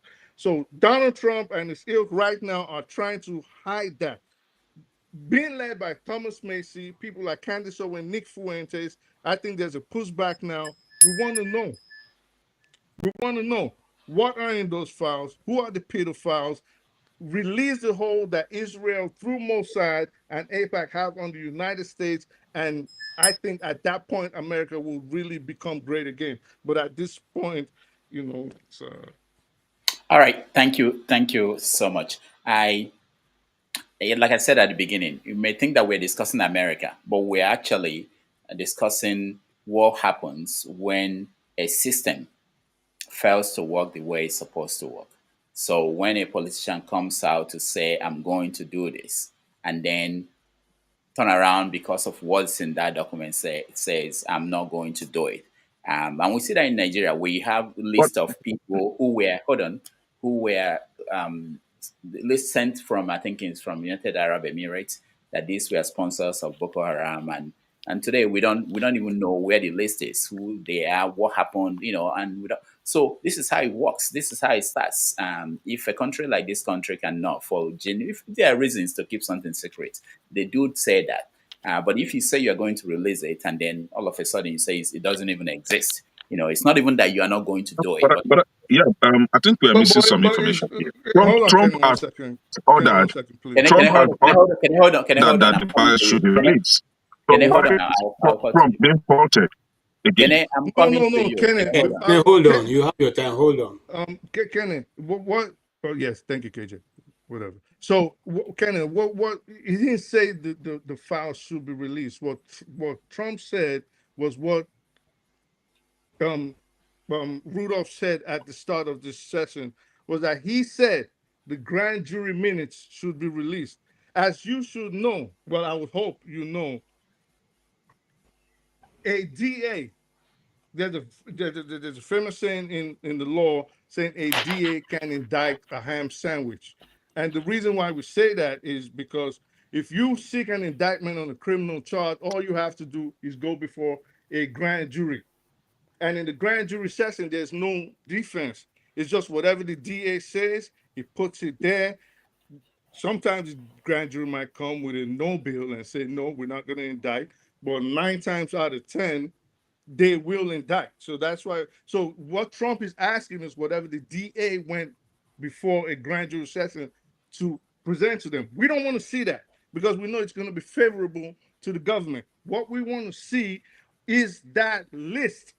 We want to see that list. And it's not because it's just going to affect the Republican base. It's going to affect both sides because for those that do not know, these all started back in 2005. This didn't just start now. This has been going on for about 20 years.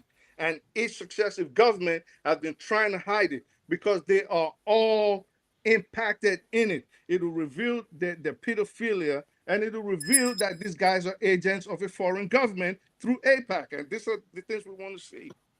Okay. So why can I just say one? because My name has been called twice now. I want to Can I hold on? Can I hold on? I'm not going to go too far. Yeah. KJ, hold on. So what we're going to do now is that we let KJ speak, and then Kene will round up. Kene will round up on this topic to react to whatever was said in reference to them, and we end it here. KJ, I think we have another stream where he can continue the conversation. So KJ, go ahead.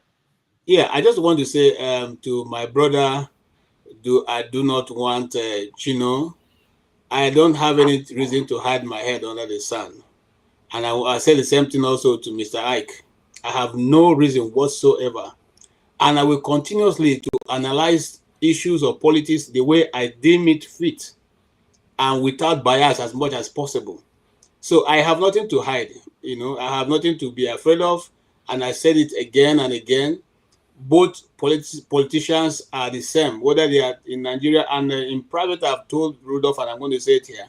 I have even stopped thinking about discussing politics because in my home country, what is happening? Why then should I come to another man's country and begin to discuss what they are doing when I can't even be able to bring a person who has a certificate to govern in my home with no certificate? What moral right do I have to correct another man's servant? I won't do that. Okay, thank you. All right, thank you. I'll be very brief. Okay, go ahead before Kenny. Yeah. Yes. No, can I hold on? I want you to end this segment. Dr. Rudolph, last time I was telling you about a few months ago, when Trump was telling European countries they should raise up their budget, NATO budget. And I told you that these people are going to do it. You guys don't know what Trump is doing. Maybe it's affecting you guys in America. But over here, the European leaders, they are also panicking because this man is telling Europeans, you have to be strong. You have to take your security into your own hands.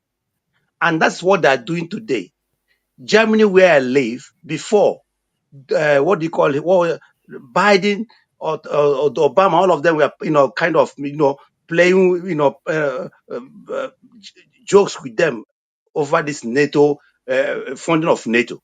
But as we speak today, Germany has raised 5% of their annual budget, to support NATO, and which is good for European security. Russia is far away to America, but Russia is our neighbors here. So what Trump is doing, his foreign policy is working here in Europe, mostly security. It is working here. And let me tell you again. I want to ask him a question. Can I ask him a Excuse question? me, Hold on. Jide, please. Please let me finish. What I'm telling you guys here that every politician has his own, side, plus and minus. But Europeans have understood that Trump is trying to make NATO strong, is trying to make them wake up. Today, Europeans are speaking in one voice how to protect themselves than relying on America. Last few weeks, America has promised to send Patriot missiles to Ukraine, but it's not. Americans and Europeans are going to buy it from America. Now, almost how many European countries have said, okay, we're willing to buy it, and it's billions of dollars. And these missiles are produced in America. So is it not going to, help American economy? It's going to help American economy. Before, Joe Biden was sending the weapons without even, just like free, send. And it's not working. But today, Trump said, I will send it, but you're going to buy it because you're going to protect yourself. It is not about America, it's about Europe. So Trump has his own problem, but every politician has his own problem. This Jeffrey Epstein's document is I said yesterday, it will affect everybody. That's why it's not going to be publicly open. Nobody's going to, me, we're not going to say it. No matter the outrage, no matter the outcry, it's not going to be made open because every country has its own, classified, documents. That is a classified document. It's not going to be made open for you and for me. Honestly. Thank you. Thank you. Dr. Damage, can I ask him a question? It's very important. Now Now, this is it, right? Hold on. You see, we're all centered on what Trump seemed not to be doing right, but we've forgotten what he has been doing right. For example, and these are the things that concerns Africans, right? We're not talking about how Trump went to DRC and Rwanda and made a peace deal, which Obama and Biden couldn't do, right? We are not talking about how Obama and Biden couldn't even ask for the release of this case file. But Trump has made that order, has given that order, but it is not enough for you. But you are not holding Biden and Trump accountable for their failure to really go into that case and make things open for the public to see and know what is going on.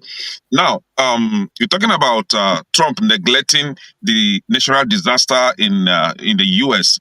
We still fail to tell us what Biden did during their campaign season when the same natural disaster was ravaging America. For example, particularly North Carolina.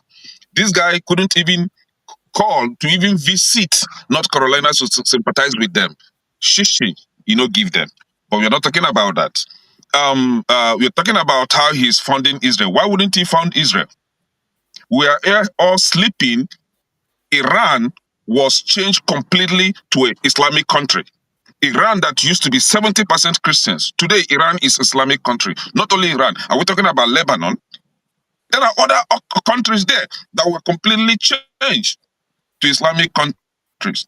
And you want them to swallow Israel. No, I am not a Christian. I am not a Jewish man. I'm not in support of any religion.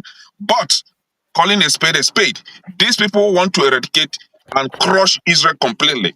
And God has given them favor with America to protect them. And you say, no, you shouldn't fund them.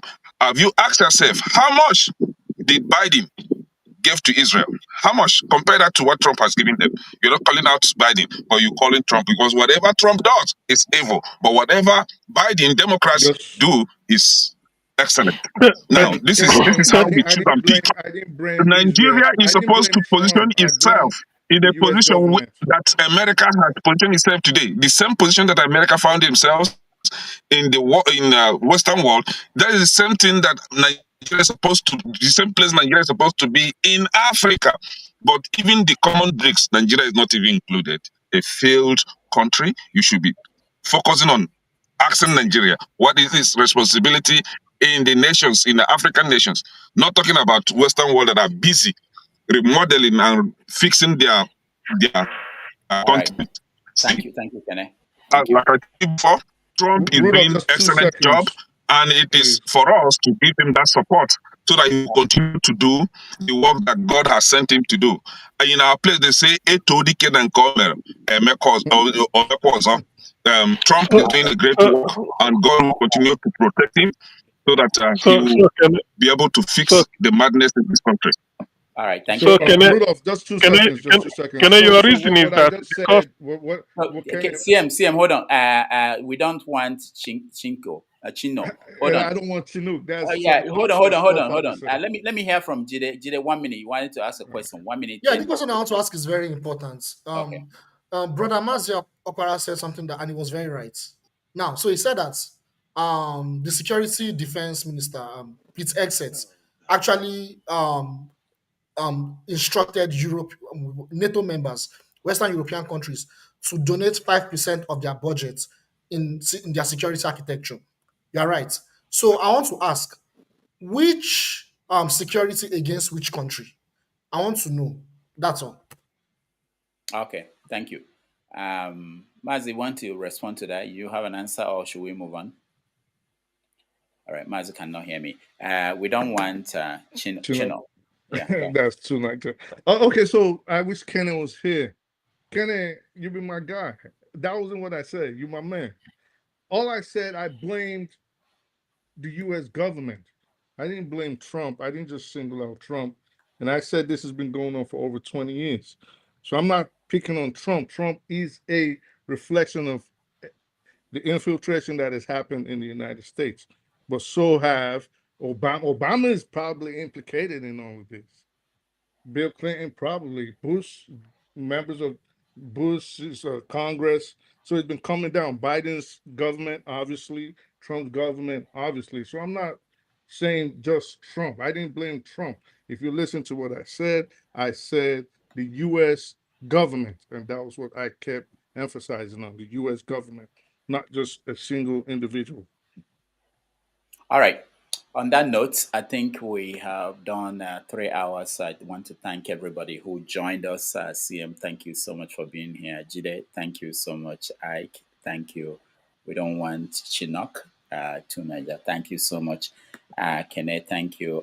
KJ, thank you. And everybody else, I'm missing those on the comment section. We appreciate all of you. Thank you so much for being here. Even though we didn't have our guest as advertised, like I said, for those who joined late, he couldn't come at the last minute. Something happened. We are going to bring you another interesting guest next week. Those that supported us and donated through Super Chat, we want to thank you. Real IK, thank you so much. Oscar Blackbone, thank you. We appreciate all of you. And then, of course, on behalf of those who helped out behind the scene, I want to thank everybody for joining us. And next Sunday, we're going to come back on 90 Minutes Africa with another guest for you. Meanwhile, there's after show that will happen now, and KJ will be your host. I will share again the link to that after show, so you can join KJ where we talk about things that were discussed during this show. Again, thank you so much for being here, and I will see you next Sunday. Take care.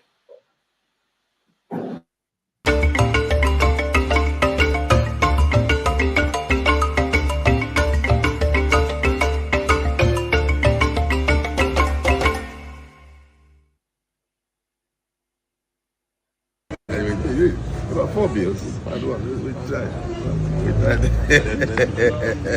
No, Mr. President, you can go back to see those white people. Let me put it again. No, because I still have other business to transact here. How about who? My brother. No, go back. Let me. What do you mean, Excellency? Thank you. Okay, my brother.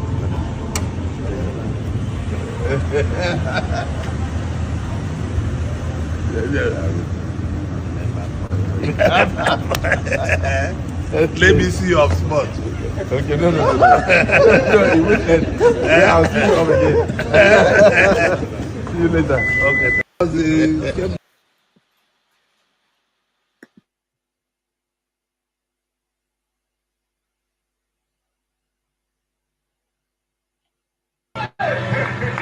He cannot come to Edo without telling me, because his security will never be guaranteed. Whatever happens to him when he's in Edo State, he will take it. I am serious about it. He came the other day and donated 15 million. Somebody was saying, no, guys, she will get 15 million to donate to people. By the time he left, there was crisis. 3 people died in Benin. So for that reason, tell Obi he should not come to Edo without telling me.